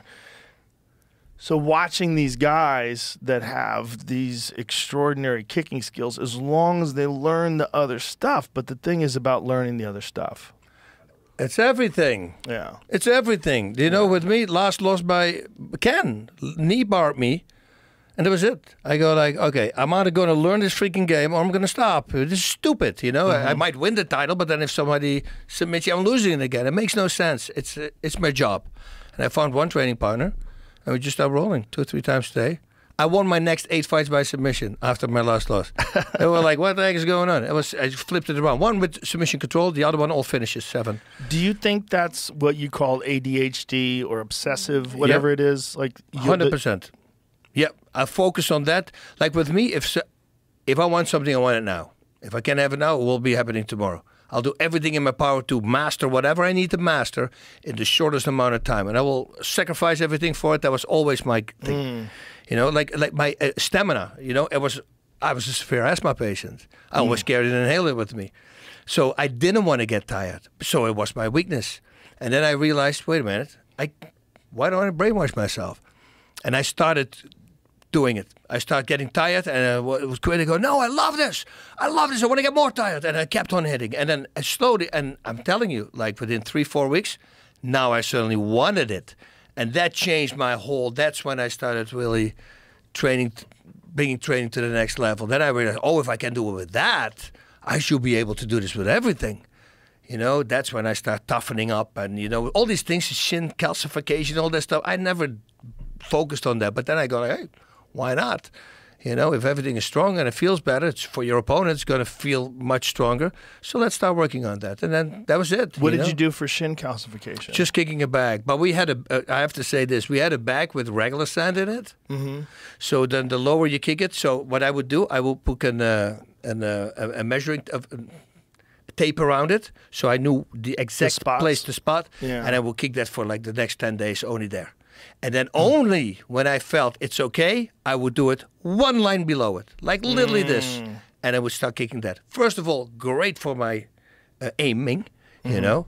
And second of all, you know, every time it gets harder, the lower I kick, it gets harder. By the way, aiming for people, it's so important, you know. And then you go like, oh, dude, it's not normal. You see a lot of guys just hit the head, just hit the body. They don't really aim for their shots. Like if I'm Thai boxing you and you're wearing shorts, there's shorts, whatever logo is on there, I'll pick out one little piece on it, spot on it, and I will deliver my low kick, every low kick on the same spot. Once you start training yourself like that, you know, you automatically start doing it. And think about this: if you have the power to knock somebody out with 3 low kicks, but you spread them out over 3 spaces, now you're going to need 9 low kicks in order to do it. So you see, so this is how, if you kick me here in the gut, you can kick me, but you can't punch me here in the solar plexus. Okay, so why do not start hitting the solar plexus, the jaw, the spleen, the liver, you know, really aiming for your shots, and that automatically puts you also better in the zone. Because my first fights, I was hitting a silhouette. I just hit whatever I could hit. Right. Didn't really matter where I would connect. I just tried to finish the job. Now I'm completely different. Now it's like really waiting. Oh, he's breathing in. Oh, let's hit him at the moment he's breathing in. You know, like that's my second fight, how I won that. I use that a lot on your right kicks. If you throw a right kick and with my stance, well, you're exhaling when you kick. You're inhaling when you pull back. Oh, I'm going to use that against you. I'm going to block the kick, and then while you pull it, recoiling it, I go straight to the body. That's straight, this power, you go down. You can do 5,000 sit-ups a day. You breathe in and I connect. That's it. You're going to go down. You see, and I really like those moments. I do this with legs. You know, I push you. I push and simultaneously kick. So I make you weightless, the muscle is relaxed, and then I kick you with the shin. Sure, I cannot generate a lot of power, but you don't need a lot of power. It works really well. Like my last fight, actually, and that was not me timed. That was pure luck. But he stepped at the moment his foot was up, I kicked him. And I remember my shin, I literally heard click. My shin was touching his thigh bone. I felt just the skin click. First thing I thought, I won. And I saw him limp, and I kicked him one more time, fight was over. But that was the moment that his muscle was completely relaxed. But like I said, that was not me timing it, that was just luck. Are you going to open up a gym out here? No, I don't think so. I'd rather go do some seminars and doing that kind of stuff, you know, because I still own the gym in Thousand Oaks. It's going really well. We got this new great wrestling coaches now also. They're going to start like in 2 weeks, I believe. So we added wrestling now to it. I mean, we got these crazy fitness challenges. What we do is a man challenge and a woman challenge. So the woman challenge, it's for 6 weeks. I'm going to pull up a picture. You're not going to believe this. So this is a woman who won the competition. You get a free membership for a year if you win the competition. This is 6 weeks. She gained actually 2.1 pounds. Watch this. Really? Whoa. 6 weeks. Damn. And all the other 18 ladies in the class, they know this is 100% real because they wanted to be the number one. So this is all. It's crazy, right? That's incredible. That's hard work. That's hard work, and then people don't know. This is the worst part. Don't you hate it when people see? I was always like, oh, steroids. If you look good. And then these overweight people who don't take care of their health, first thing they say is using steroids. I say, wait a minute. So you're using anti-steroids then? Right, what do you mean? I say, you look like shit. I'm firing right back what they do. I can't stand it, No, live with me for 2 months. Well, you had phenomenal genetics, though. Yeah. Don't you have that weird genetic variant that allows you to keep extra muscle? Isn't there something? Don't you have something weird, though? I had an insanely high testosterone level when I was 19. I think I toned it down to 2,400, but I think no, I thought it was 2,800. What? They said they never measured anything like it. My mother was there with me, and they go like, "Is he a handful?" And she goes, "You have no idea, you know," because she said this is really crazy high level. Yeah, and I burn like a maniac. So I'm 3% of the population. We did this swap, you know, for something. Yeah, that's what I'm talking about. Yeah. Yeah, and it's like, so I can eat 6 large pizzas a day. I'm the same weight now as when I started fighting. I never lose weight or gain weight. What do you really do weird. for exercise nowadays? I just work out 40 minutes. I do step, like this morning I did a treadmill. I do the incline all the way up. And we have a higher one. It goes like 25%, you know, so it's pretty gnarly. Yeah, and I go I've got a 3.3 30% one. It's awesome. Oh, I love it. Yeah. I need one like that. Oh, it's because fantastic. my knees, I can run, but I can walk. So then I just go up and I just go 40 minutes straight. What I do is also I do 10 minutes backwards, and then I do another 10 minutes forward, and then 5 minutes backwards. Walking backwards is very important to balance everything out. How are your knees are still fucked up? Yeah, there's no scarring on the kneecaps. So that sounds like the easiest problem is the worst problem to have in the knee, because they can fix it. Oh. You know, it's not like they can take the kneecap out and replace it with it. It's not working like that. But, you know, I do cable punch routines. Really good for your core, really good for power. I do the reverse punches. Everything I do is supersets.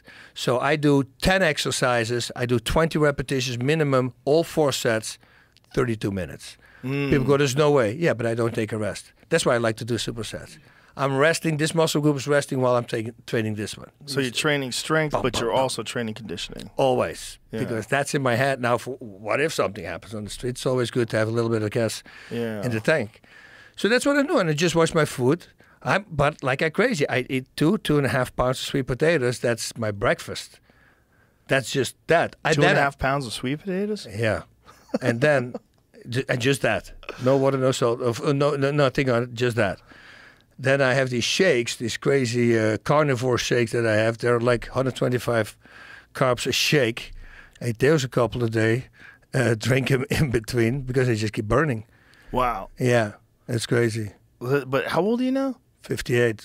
58, and your body's still burning like that. That's wild. I grow, like you see pictures of me, like last week, I started on Saturday, because normally I always throw these challenges out. People say with steroids. I started TRT on Saturday last week because they realized that my free testosterone was lower and it was affecting me mentally. It was like something wrong with him. And I told Brigham, I go like, dude, something is wrong. I'm too emotional. Something is off. You know, this is for a while already. But I have pictures. He says, dude, you look freaking awesome. He says, yeah, and I don't use anything, you know. So I was always very proud of that. And to people who said it, I say, take the bet. Yeah. I'll go 6 months. Every day you can test me. Every single day you might test me. Yeah, there are people out there that are just different. They're just different. Yeah. You know, so now kind of, because I was very proud of that, but now I had to for my mind. And I have to say, though, I start like a week in. I worked out in Miami on a treadmill. No, I did a shadow boxing routine, my audio workout. And after I just did a little bit of TRT, it's like only 2.5, it's like 50 milligrams. And then I saw, okay, I texted him. I go, I'm feeling good now. Mentally, I feel different. So it is something doing something to your mental state as well. I had no clue. For sure, that's a big thing with guys that have pituitary gland injuries when they get depression. That's a lot of it is your body's not producing testosterone anymore. You see, so I'm very happy I started with that. Everything also, I had this wound on that I cut myself with a knife, like really weird. It opened up in my pocket while I was pulling my pants up. It's something stupid, but it was a cut. It's been there for 2 years. Really? I go, like, my wife every time goes, like, you. But now when I started last week, it's almost gone now. So it helps with that as well. Yeah. Although my white blood cells were good. Everything was good. It was just my free testosterone was a little low. Well, it's good to get everything checked. That's ways to build well. It's fantastic for that. Yeah, it's great to get everything checked. And some great people. Yes. Ron White walked in. Yeah, Ron White's the man. Yeah. No, Brigham is awesome. I love Brigham, and anybody that's listening, listen to the podcast that I did with Brigham Bueller. It's an amazing podcast where he breaks down all the problems in the medical system and all the problems with the insurance system and that there's so many different things that can benefit you that are fantastic for your health that are not covered by your insurance. You know what's this? And I know this is going to sound like a lead way, but breathing. Yes. what people don't have any idea about is that 95% are breathing wrong, incorrect. Google it. Because I was thinking I was breathing correct. And if you stand in front of the mirror, you take a deep breath, you're raising your shoulders, you are breathing wrong. That's it. 4 to 6 of these shoulder-raising breaths is the same as one belly breath. Take the lowest number, 4. So imagine you come out of a hard-fought round and you got 1 minute to recoup. Instead of 40 times raising your shoulders, you can do the same amount of air by 10 times. Not only that, if you're raising your shoulders, your necks, your traps, your neck muscles, everything needs oxygen, right? Yeah. You're lifting and lifting. That's why fighters, people who are overweight, their breathing is much better than people who are lengthy. Because they don't want to carry that weight upwards all the time with breathing, so they automatically start breathing diaphragmatically. But that completely changed my life. Really? It Diaphragm really did. breathing. Diaphragm breathing and then strengthening those inspiratory muscle training. It's not a gimmick. Just go on on a published medical website journal. You push in IMT, and you will have 1,200 reports there about what it does. Every endurance athlete in the Olympics, guess what they're doing? It's inspiratory muscle training. Well, you also have that breath trainer that you developed. That's it. Yeah. That's a device. So just tell people about that. So I'm breaking this thing. What I want to say first is, so you breathe wrong. Don't say, I woke up, I've been breathing since I was a baby, I know how to breathe. You don't. That's good till you're about 5.5 years of age. And that's when we start breathing wrong. And the reason is because that's the moment we start going to school. And that's when we start wearing belts and sitting all day long in the classroom. And that's when you go to the doctor and the doctor puts a stethoscope on your chest. Hey, take a deep breath. Oh, this is where my lungs are. You know, that's what you think, but it's not. The lungs are lower part here. Let me stop this. Then, of course, boys, girls, you start get interested in the different sex. And then suddenly you realize, wait a minute, if I keep breathing through my belly, they think I'm fat. And boom, this is literally the reason that people start breathing the wrong. You know, we're the only animal, the only mammal that breathes wrong. Really? Only the humans. Everybody, look at a baby. You see the belly breathe? Perfect. Okay, so know this right now. You're breathing wrong. 95% of you are. And if the 5% probably have breathing classes. You and bow hunting. You think chest breathing is good? Or you think diaphragmatic breathing? Every sniper, go to a Tim Kennedy. I guarantee you he's freaking horizontal breathing. Diaphragmatic breathing. So that's number one. Then I go into the next attack. Nose breathing. Because everybody says, I breathe through my nose. Yeah, okay. What if I smash your nose in? What about that? What if you have a cold you have to fight? You can't breathe through your mouth? Come on, don't be stupid. Yeah, but this thing, you know, it works through the mouth. You're only using it for about 5 minutes a day. And it will strengthen your breathing muscles, which, by the way, you have 11 pounds of breathing muscles. That's a lot. And with breathing muscles, I say the mover for inhaling is your diaphragm. And your intercostals, which are the muscles in between your ribs. The external intercostals are for inhaling. It expands your chest. I'm going to go in a little bit how that works, because that's why I brought this weird thing here with me. What you got with? This weird it's a steamer, a vegetable steamer, but I'll transform it into a diaphragm in a little bit. Why'd you bring a vegetable steamer? Well, I'm going to show you. So now let's take another part. How does your endurance increase? What do you think is the reason? You train really hard, I know, but what happens when you train really hard? Your recovery gets better. You know, your body gets accustomed to it and conditioned. That's it. You train a muscle over and over again, it becomes more efficient. Right. And the word efficient already says it. Uses less oxygen, therefore your stamina increases. Boom. Okay, good. Let's go to the next one. Metaborflex. That's a nice word for gassing, right? So you start gassing. This is what happens when you're gassing. Let's say you're running a hill, a very steep hill, 45-degree angle. It's a hard one. And suddenly it feels like you hit the wall. What happens at that moment is that your body starts redirecting oxygenated blood. It takes it away from your legs because it sends it to your number one priority in the body, which are your breathing muscles. Because if your breathing muscles don't work, you die. If you can't expand your chest, you die. Okay, so endurance works, muscle training over and over again gets more endurance. Okay, but my freaking intercostals and my diaphragm, they steal the blood stealing is literally a medical term, away from my limbs as soon as I'm getting tired. Okay, what if I update those 11 pounds of breathing muscles? What if I give them more endurance? over and over again, so they become more efficient. Now you delay your gassing that's normally, let's say, happens here, happens there. That's why every single endurance athlete in the Olympics will actually use inspiratory muscle training. It blows my mind that you have coaches here. Oh, he's the coach of the year, and they don't spend time on breathing. You're an idiot. A complete idiot. You remember I was on your show and I said 15 to 20% you get more? Oh, I lied about that. That's for 95% of the people. And the difference is more than that. Whoa, that's a big statement. 4 to 6 of these breaths is the same as 1, but it's a big thing. I can let you hear a message from Lyoto Machida, who was doing it for 3 months, got COVID, then started training with his fighters. He says, dude, I outworked everybody. My breathing was so in control, he's freaking out. That's how crazy it is. You see, so now you have to understand how breathing works, because we all believe that our lungs do the work. Lungs are 2 bags. You can't have strong lungs. There's no muscle in your lung. If you cannot expand your chest, you die. So when you expand your chest, you create a vacuum between your body and your lungs, and that vacuum opens up your lungs. So for people who go like, oh, what is a vacuum? Just imagine your lungs being glued to the inside of your body. And if you expand your chest, that's how you pull the air in. So if you think about this, your chest doesn't expand because you put air in it. Your chest expands, that's how you pull the air in. So that's a little weird thing to think about, but just focus on that. Now, this chest expansion, I already said, is done by your diaphragm and your intercostals. Now, Dr. Belisa Vranic, she's actually a world-renowned breathing expert. Joey Diaz set me up with her. And Joey said, you should meet her. So I went to visit her on 5th Avenue in New York, in her office. This is 5-6 years ago. First thing she does is measuring my chest expansion, right? So and I know why she's doing that, because the more I can expand, the more air I can pull in my lungs. So she says, okay, exhale, inhale, and she goes, she says, no, it's not possible, do it again. And I do it again, and she goes, wait. And she walks out, comes back with another doctor. I go, what's going on? She says, if I don't bring him, he's not going to believe it. I go, what do you mean?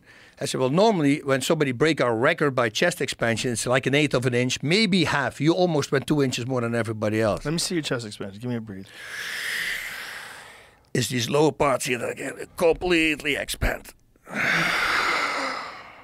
Yeah, but you see what you're doing? You see what you were doing? You're raising your shoulders. Oh, okay. Only focus on this. You're still raising your shoulders. This thing is going to freak you out, man. You're going to get... So I just keep my shoulders down?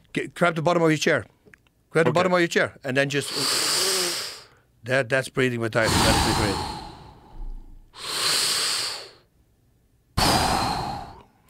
Every person wants the stamina of who? Tony Ferguson, Michael Chandler. My God, what do they do? Look at them breathe. 80% of the UFC fighters, breathing correct. Those guys, you will not see any movement. They breathe perfect, and that's why they have the advantage. So now watch this, right? So this is the diaphragm is a thin dome-shaped muscle tendon mixture, and this it separates the chest cavity from the abdominal cavity, right?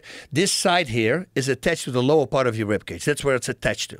And this is what the diaphragm does. It actually massages your intestines, and it massages your heart as well. It lines your spine. You should read the reviews with people with back problems. Back problems are gone. This is all published medical journals, all back up. This is what the diaphragm does. It just expands. It's exactly, because from that angle, this is what it does. It drops down, it massages everything, it goes back up, drops down. But that drop down is an expansion. This happens in the center of your body, that together with your intercostals will open up your chest. Then exhaling is done by your obliques, your core, and your internal intercostal muscles. Those for the axial, also a very important muscle to train. But if you train both at the same time, not good. Both separately, very good. So this one is an inspiratory muscle train. I brought 2 for you, so you can choose if you want the blue or the green one. Listen, don't let the look fool you. It's a simple, stupid. This is it. Yeah, it's weight training for your breathing muscles. You can throw it against the wall. You can step on. You can do anything. You buy one. You never have to buy another one. It comes with 16 different settings. It's very basic. Why does it look like this? Because I had the idea when I was 14. You think a 14-year-old kid came up with electronics? No. This was it. This was actually also the reason I could bypass all the patents, and I have the patent for this. So what it does is just controls the air intake. So if you inhale, this side has a flap that will close off, which will force you to inhale to this side. This one comes with 16 different settings. Now, in the beginning, my asthma was cured within 3 weeks. Imagine, I was walking around with an inhaler everywhere I went. Every workout session, inhaler before. Every fight, inhaler before. 3 weeks with this freaking prototype, gone. Whoa. Now I'm up to something. Said it to my friend in Holland who has asthma. 8 days later, he calls me. Dude, I want to sell them in Europe. He's selling them in Europe right now. Asthma is gone. I go, dude, we're up to something here. And now I have a commercial. If your asthma is not 70 or 80% gone or more in 1 month, I'll give you your money back. But I'm going to need to see you doing the freaking 4 minutes a day, though. Because we all go, 4 minutes a day, I can do this. No, you can't. We're all a bunch of pussies. And pussies, I say, pussy, made an abbreviation for pusillanimous. Lack of courage or determination or cowardly. That's what we are. And I say we because we all are certain things. We just give up really fast. Oh, I want an extra drink. Yeah, you're a pussy. You see? Pusillanimous. Yeah. This one, for you, since you are an athlete already, I'll put this one on number. I'll put your number 4. So what you're doing is, you put it in your mouth, that's what he said, and then you exhale. So officially, just try now for sitting straight. Okay. And keep your shoulders low, and exhale completely, and then inhale by pressing your belly forward. Explosive. And then explosive inhale.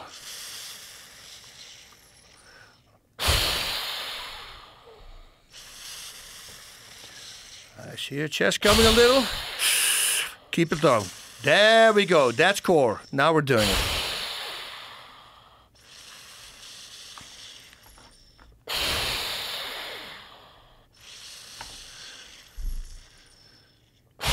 This is just sitting straight.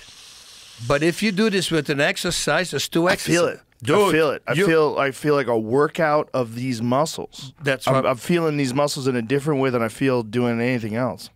You know, you want to freak out even more? I want you to just lean over a little bit. Lean so on your like legs. Just completely relax. Oh, you can do this actually. Here. So yeah, just lean. Like this? Yeah, but lean over. Okay. And now put it in your mouth. And then when you want to inhale, focus on your back muscle, the lower part of your back muscle to expand. Do that. Because we have breathing muscles 360 degrees circumferential. Those muscles I never worked out. Once I started adding this exercise to it, my stamina got insane. You go also. I feel the muscles on my back. Oh, yeah. I feel it. You don't want to do 30 repetitions like this because tomorrow felt like you did a very hard back workout and you're going to walk around. Listen, boss, I'm going to use this every day. I'm going to check in with you in a month. I'm going to use this. I will 100% do this. Because you are the guy who actually does it. Like, okay, one thing that I want to say for the people, right? If you use it for endurance and you do it before endurance workout, think about this. You're tiring your breathing muscles. I got an idea. How about I do that in the cold plunge? I'm going to kill 2 birds with 1 stone. Look, Jesse, that's what I always do too. Yeah.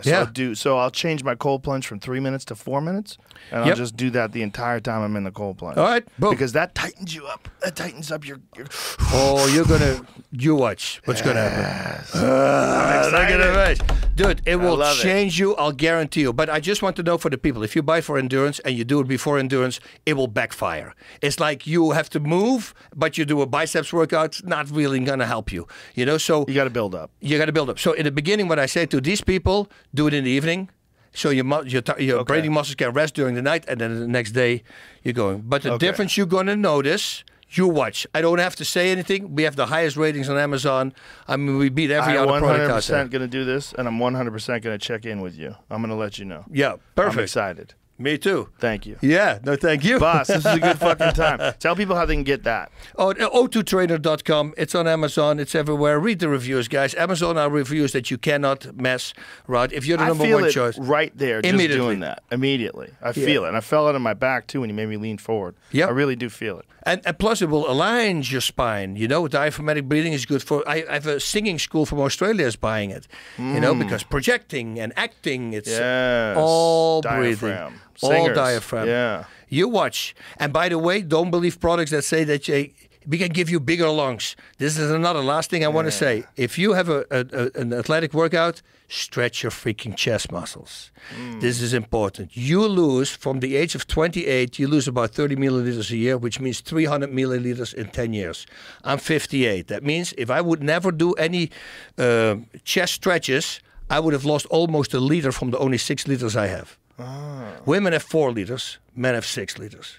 1.5 gallon, 1 gallon. See, talk about an advantage with the transition. Never mind. Yeah. But they just have 30% bigger lungs, whatever. You know, but just make sure that you know that. You know, if you want to do stamina, just do it after the stamina. All because otherwise. Brother, I'll check in with you. Hi. Thank you very much. Us. Bas Rutten, you're the fucking man. Always appreciate you. Welcome to Texas. Yes. My man. I'm here. Thank you. All right. Thank you. Bye, everybody.